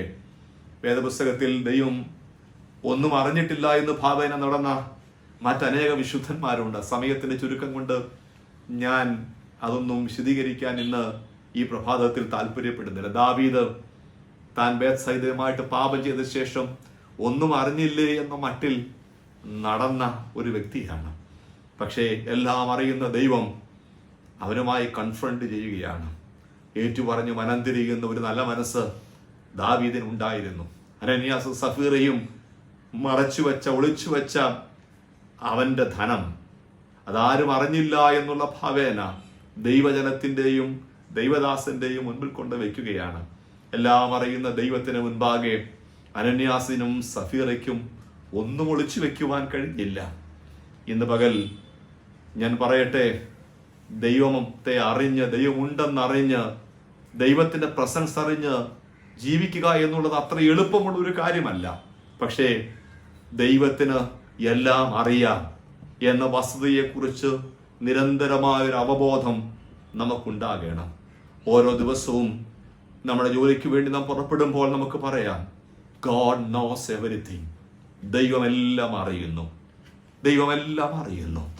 നാം ക്ലബിലായിരിക്കുമ്പോൾ, നാം സ്കൂളിലായിരിക്കുമ്പോൾ, നാം ജോലി സ്ഥലത്തായിരിക്കുമ്പോൾ, നാം നമ്മുടെ ലിഷർ ടൈമിലായിരിക്കുമ്പോൾ, നമ്മുടെ ജീവിതത്തിന്റെ എല്ലാ മേഖലയിലും നമുക്കൊരു അവബോധം നമുക്കുണ്ടാകണം. God knows everything. യോസഫ് യൗവനക്കാരനായിരുന്നു, ബലിഷ്ഠനായിരുന്നു, ആകാര സൗന്ദര്യമുള്ളവനായിരുന്നു. അവന്റെ സഹോദരങ്ങൾ അവനെ മിസ്രയീം അടിമക്കച്ചവടക്കാർക്ക് വിറ്റ് അവൻ പൊത്തിഫീറിന്റെ ഭവനത്തിൽ ഒരു അടിമയായിരുന്നു. അവനെ നിയന്ത്രിക്കുവാനോ അവനെ നോക്കുവാനോ ആരുമില്ലായിരുന്നു. പക്ഷേ പൊത്തിഫീറിന്റെ ഭാര്യയോട് പറയുന്നത്, എനിക്ക് ദൈവത്തോട് എങ്ങനെ പാപം ചെയ്യുവാൻ കഴിയും? ഈ പ്രഭാതത്തിൽ നമ്മുടെ ജീവിതത്തിന്റെ എല്ലാ മേഖലയിലും ദൈവം ഉണ്ട് എന്നുള്ള ബോധ്യമുള്ളവരായി നമുക്ക് ജീവിക്കാം. ഇത് തിന്മയുടെ ലോകമാണ്. ഓരോ ദിവസവും വർത്തമാന പത്രങ്ങൾ നാം നോക്കുമ്പോൾ തിന്മ നിറഞ്ഞ പാപത്തിന്റെ ചിന്തിപ്പാൻ പോലും കഴിയാത്ത മ്ലേച്ഛതയുടെ വാർത്തകളാണ് ഞാനും നിങ്ങളും ശ്രദ്ധിക്കുന്നത്. ലോകമെല്ലാം ഈ തിന്മ വ്യാപരിച്ചു കൊണ്ടിരിക്കുന്ന ഒരു കാലഘട്ടത്തിലാണ് ഞാനും നിങ്ങളും നമ്മുടെ തലമുറകളും ജീവിക്കുന്നത്. സഭയെ നമുക്ക് ഇന്ന് ഈ പ്രഭാതത്തിൽ ആരാധന മധ്യേ ഒരു പ്രാവശ്യം കൂടെ ദൈവകരങ്ങൾ നമ്മെ തന്നെ സമർപ്പിക്കാം. നമുക്ക് നല്ല ബോധ്യമുണ്ടാകാം, ദൈവം എല്ലാം അറിയുന്നു. ദാവീദിനെ പോലെ നമുക്ക് പറയാം, ദൈവത്തെ ഒളിച്ച് എനിക്ക് അവിടെ പോകാനായിട്ട് കഴിയും. എൻ്റെ നടപ്പും എൻ്റെ കിടപ്പും എൻ്റെ ഇരിപ്പും എൻ്റെ ചിന്തനകളും എൻ്റെ വാക്കുകളും എല്ലാം ശോധന ചെയ്യുന്ന ഒരു ദൈവം. ആ ദൈവത്തെ ഒളിച്ച് എനിക്ക് എങ്ങും പോകാനായി കഴിയില്ല. എനിക്ക് ചിറക് വിരിച്ച് ഞാൻ ആകാശത്തിൻ്റെ അറ്റത്ത് ചെന്ന് പാർത്താൽ അവിടെയും നിന്റെ കൈയുണ്ട്. പ്രിയപ്പെട്ടവരെ, ഇന്നത്തെ ഈ ചിന്തയുടെ വിരാമം കുറിക്കുന്ന ഈ പ്രത്യേക സമയത്ത് നമ്മുടെ കണ്ണുകളെ നമുക്കൊന്ന് അടയ്ക്കാം.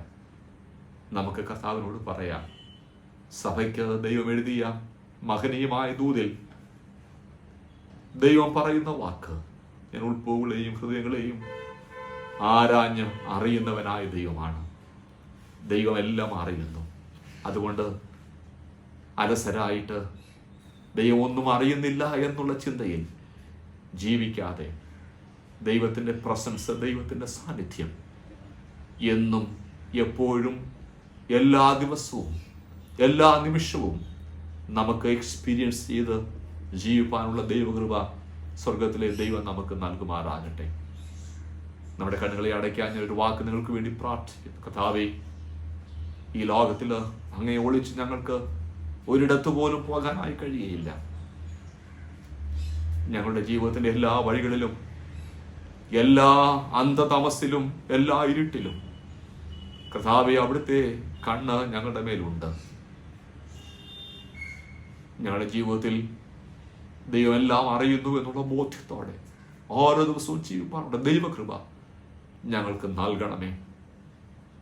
കയ്യനെ പോലെ, കർത്താവേ, ആഖാനെ പോലെ, ശൗരാജാവിനെ പോലെ, ദാവീദിനെ പോലെ, അനന്യാസിനെ പോലെ, സഫീറിനെ പോലെ കർത്താവേ, ഞങ്ങൾ അലസരായി ഒരിക്കലും ഞങ്ങളുടെ ജീവിതത്തെ മുൻപോട്ട് കൊണ്ടുപോകാതെ എല്ലാം കാണുന്ന ദൈവത്തിന് മുൻപാകെ ഞങ്ങളുടെ അന്യോന്യമുള്ള ബന്ധങ്ങൾ ഞങ്ങളുടെ സാമ്പത്തികമായ ഇടപാടുകൾ, കർത്താവേ ഞങ്ങളുടെ അനുസരണം, ഞങ്ങളുടെ ധാർമ്മികമായ ജീവിതം എല്ലാം കർത്താവേ ദൈവം അറിയുന്നു എന്നുള്ള ബോധ്യത്തിൽ ഓരോ ദിവസവും മുൻപോട്ട് കൊണ്ടുപോകുവാൻ ദൈവത്തിൻ്റെ കൃപ ഞങ്ങൾക്ക് നൽകണമേ. അതിനായിട്ട് ഇന്ന് ഈ പകൽ ദൈവവചനം കേട്ട എല്ലാവരെയും സഹായിക്കണം. ദൈവത്തിൻ്റെ പരിശുദ്ധാത്മാവിനാൽ ജയം പ്രാപിപ്പാൻ ഇടവരുത്തണം. യേശുവിൻ്റെ നാമത്തിൽ തന്നെ ആമേൻ. ഈ അവസരം നൽകിയ സഭയോട്, പ്രിയപ്പെട്ടവരോട് എൻ്റെ സ്നേഹവന്ദനം. God bless you all. ദൈവത്തിന് സ്തോത്രം. നാം വളരെ അനുഗ്രഹിക്കപ്പെട്ട ഒരു ദൈവികാലോചന ശ്രമിച്ചുകൊണ്ടിരിക്കുകയായിരുന്നു. വെളിപ്പാട് പുസ്തകം 2-ാം അധ്യായത്തിന്റെ 23-ാമത്തെ വാക്യത്തിൽ നിന്ന് നാം ശ്രദ്ധിച്ചുകൊണ്ടിരിക്കുകയായിരുന്നു. കർത്താവ് പറയുന്നു, ഞാൻ ഉൾപ്പൂവുകളെയും നനവുകളെയും അറിയുന്ന ദൈവമാകുന്നു. നമ്മുടെ ചിന്തകളും നമ്മുടെ വിചാരങ്ങളും ദൈവനാമ മഹത്വത്തിന് കാരണമായി തീരട്ടെ, ദൈവത്തിന്റെ ഹിതത്തിനനുസരിച്ചായി തീരട്ടെ. കായീനെ പോലെ നമ്മുടെ ജീവിതമാകാതെ ദൈവസന്നിധിയിൽ ഭയത്തോടും വിശ്വസ്തയോടും കൂടി ജീവിപ്പാൻ കർത്താവ് നമ്മളെ സഹായിക്കട്ടെ. പ്രിയ കർത്താവിന്റെ ദാസനെ ഓർത്ത് ഞാൻ വീണ്ടും ദൈവത്തിന് സ്തോത്രം ചെയ്യുന്നു. കഴിഞ്ഞ നാളുകളെക്കാളുപരിയായി പ്രിയ കർത്താവിന്റെ ദാസനെയും കുടുംബത്തെയും ദൈവം ധാരാളം നന്മകളെ കൊണ്ടും നല്ല ദാനങ്ങളെ കൊണ്ടും നിറയ്ക്കട്ടെ എന്ന് ഞാനും ആത്മാർത്ഥമായി പ്രാർത്ഥിക്കുന്നു. പ്രിയ കർത്താവിന്റെ ദാസനോടുള്ള ദൈവസഭയുടെ നന്ദി അറിയിക്കുന്നു. കർത്താവ് ധാരാളം ധാരാളം അനുഗ്രഹിക്കുമാറാകട്ടെ. വീണ്ടും നമ്മളെ കണ്ണുകളെ അടയ്ക്കാൻ നമുക്ക് ദൈവസന്നിധിയിൽ പ്രാർത്ഥിക്കാം. ഇന്നത്തെ ആരാധനയുടെ ആദ്യോടന്തം ദൈവത്തിന്റെ വലിയ സാന്നിധ്യം നമുക്ക് അനുഭവിച്ചറിയാൻ കർത്താവ് സഹായിച്ചു. അനുഗ്രഹിക്കപ്പെട്ട ആലോചനകളെ ദൈവം നൽകി. പ്രിയ സ്വീനിലൂടെയും പ്രിയ കർത്താവിന്റെ ദാസനിലൂടെയും കേൾപ്പിക്കപ്പെട്ട നല്ല ആലോചനയ്ക്കായി ദൈവത്തിന് സ്തോത്രം ചെയ്യുന്നു. നാം വചനം കേൾക്കുന്നവരായി മാത്രം തീരാതെ അതനുസരിക്കുന്നവരായി വരും ദിവസങ്ങളിലായി തീരുവാൻ കർത്താവ് നമ്മളെ എല്ലാവരെയും സഹായിക്കുമാറാകട്ടെ. തുടർന്ന് കർത്താവിന്റെ ദാസൻ പാസ്റ്റർ A.T. ജോസഫ് അവറുകൾ പ്രാർത്ഥിച്ച് ആശീർവാദത്തോടെ ഈ മീറ്റിംഗ് അവസാനിപ്പിക്കും. അടുത്ത ഒരാഴ്ചക്കാലം കർത്താവ് നമ്മളെ സൂക്ഷിക്കുമാറാകട്ടെ. കർത്താവിന്റെ ചിറകിൻ മറവിൽ നമ്മളെല്ലാവരും ഭദ്രമായി നിൽപ്പാൻ കർത്താവ് സഹായിക്കട്ടെ എന്ന് ഞാൻ പ്രാർത്ഥിക്കുന്നു. ദൈവം നമ്മളെ എല്ലാവരെയും അനുഗ്രഹിക്കുമാറാകട്ടെ. Price the Lord. ഇത്രത്തോളം സമയങ്ങൾ അനുഗ്രഹിക്കപ്പെട്ട നിമിഷങ്ങളായി നമ്മുടെ ജീവിതത്തിൽ മാറുവാനിടയായി ഈ ഓൺലൈൻ മാധ്യമത്തിൽ ആരാധനയിൽ സംബന്ധിക്കുന്ന എല്ലാവർക്കും അത് അനുഗ്രഹമായി ഞാൻ കരുതുന്നു. നമ്മുടെ സഭയെ ദൈവം ധാരാളമായിട്ട് അനുഗ്രഹിക്കട്ടെ.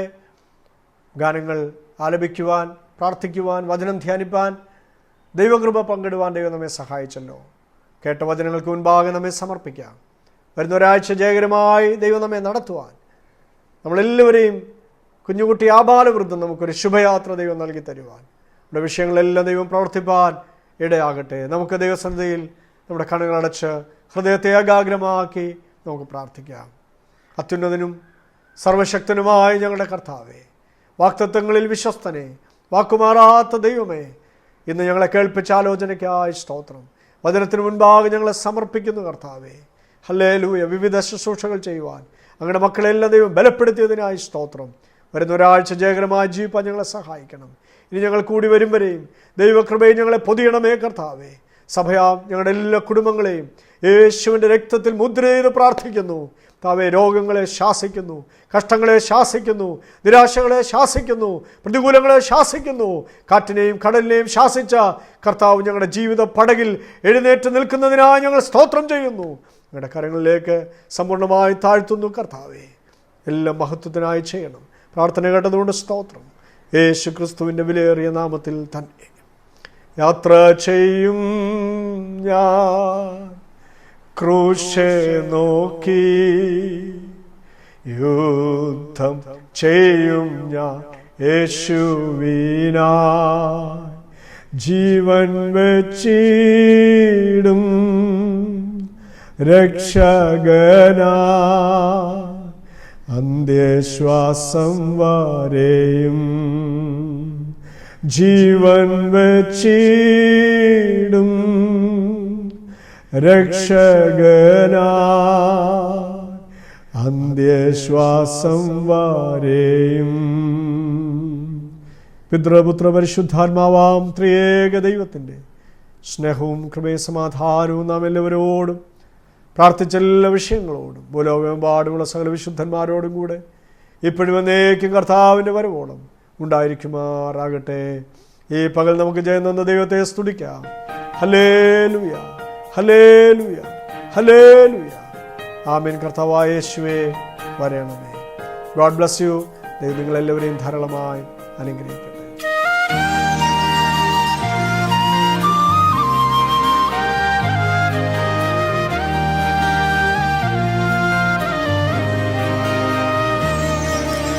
നന്ദി നന്ദി എൻ ദൈവമേ, നന്ദി എൻ യേശുപരാ.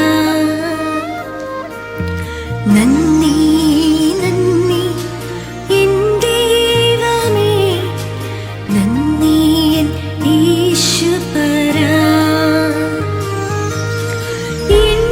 എണ്ണമില്ലാതുള്ള നന്മകൾക്കും അത്ഭുതമാർന്ന നിൻ സ്നേഹത്തിനും, എണ്ണമില്ലാതുള്ള നന്മകൾക്കും അത്ഭുതമാർന്ന നിൻ സ്നേഹത്തിനും നന്ദി നന്ദി എൻ ദൈവമേ, നന്ദി എൻ യേശുപരാ. നന്ദി നന്ദി എൻ ദൈവമേ, നന്ദി എൻ യേശുപരാ.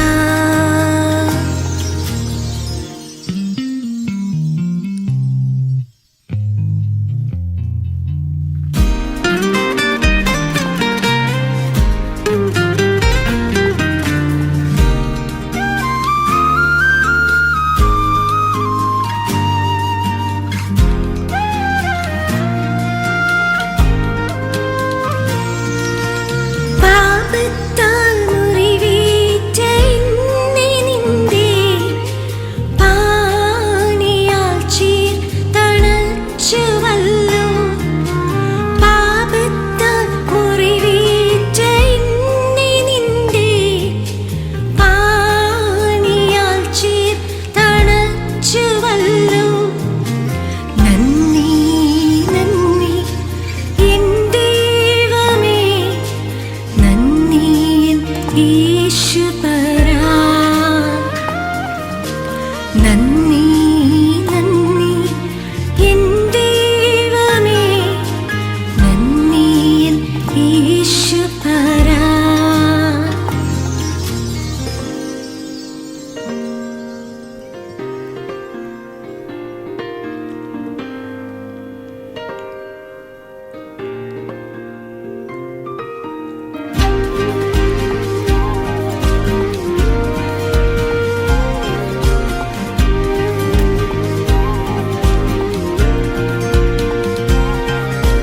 കൂരിരുൾ താഴ്വര യാതിലുമെന്റെ പാതയിൽ ദീപമായി വന്നുവല്ലോ.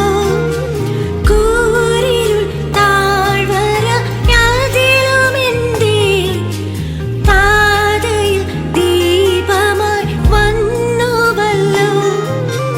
നന്ദി നന്ദി എൻ ദൈവമേ, നന്ദി എൻ യേശു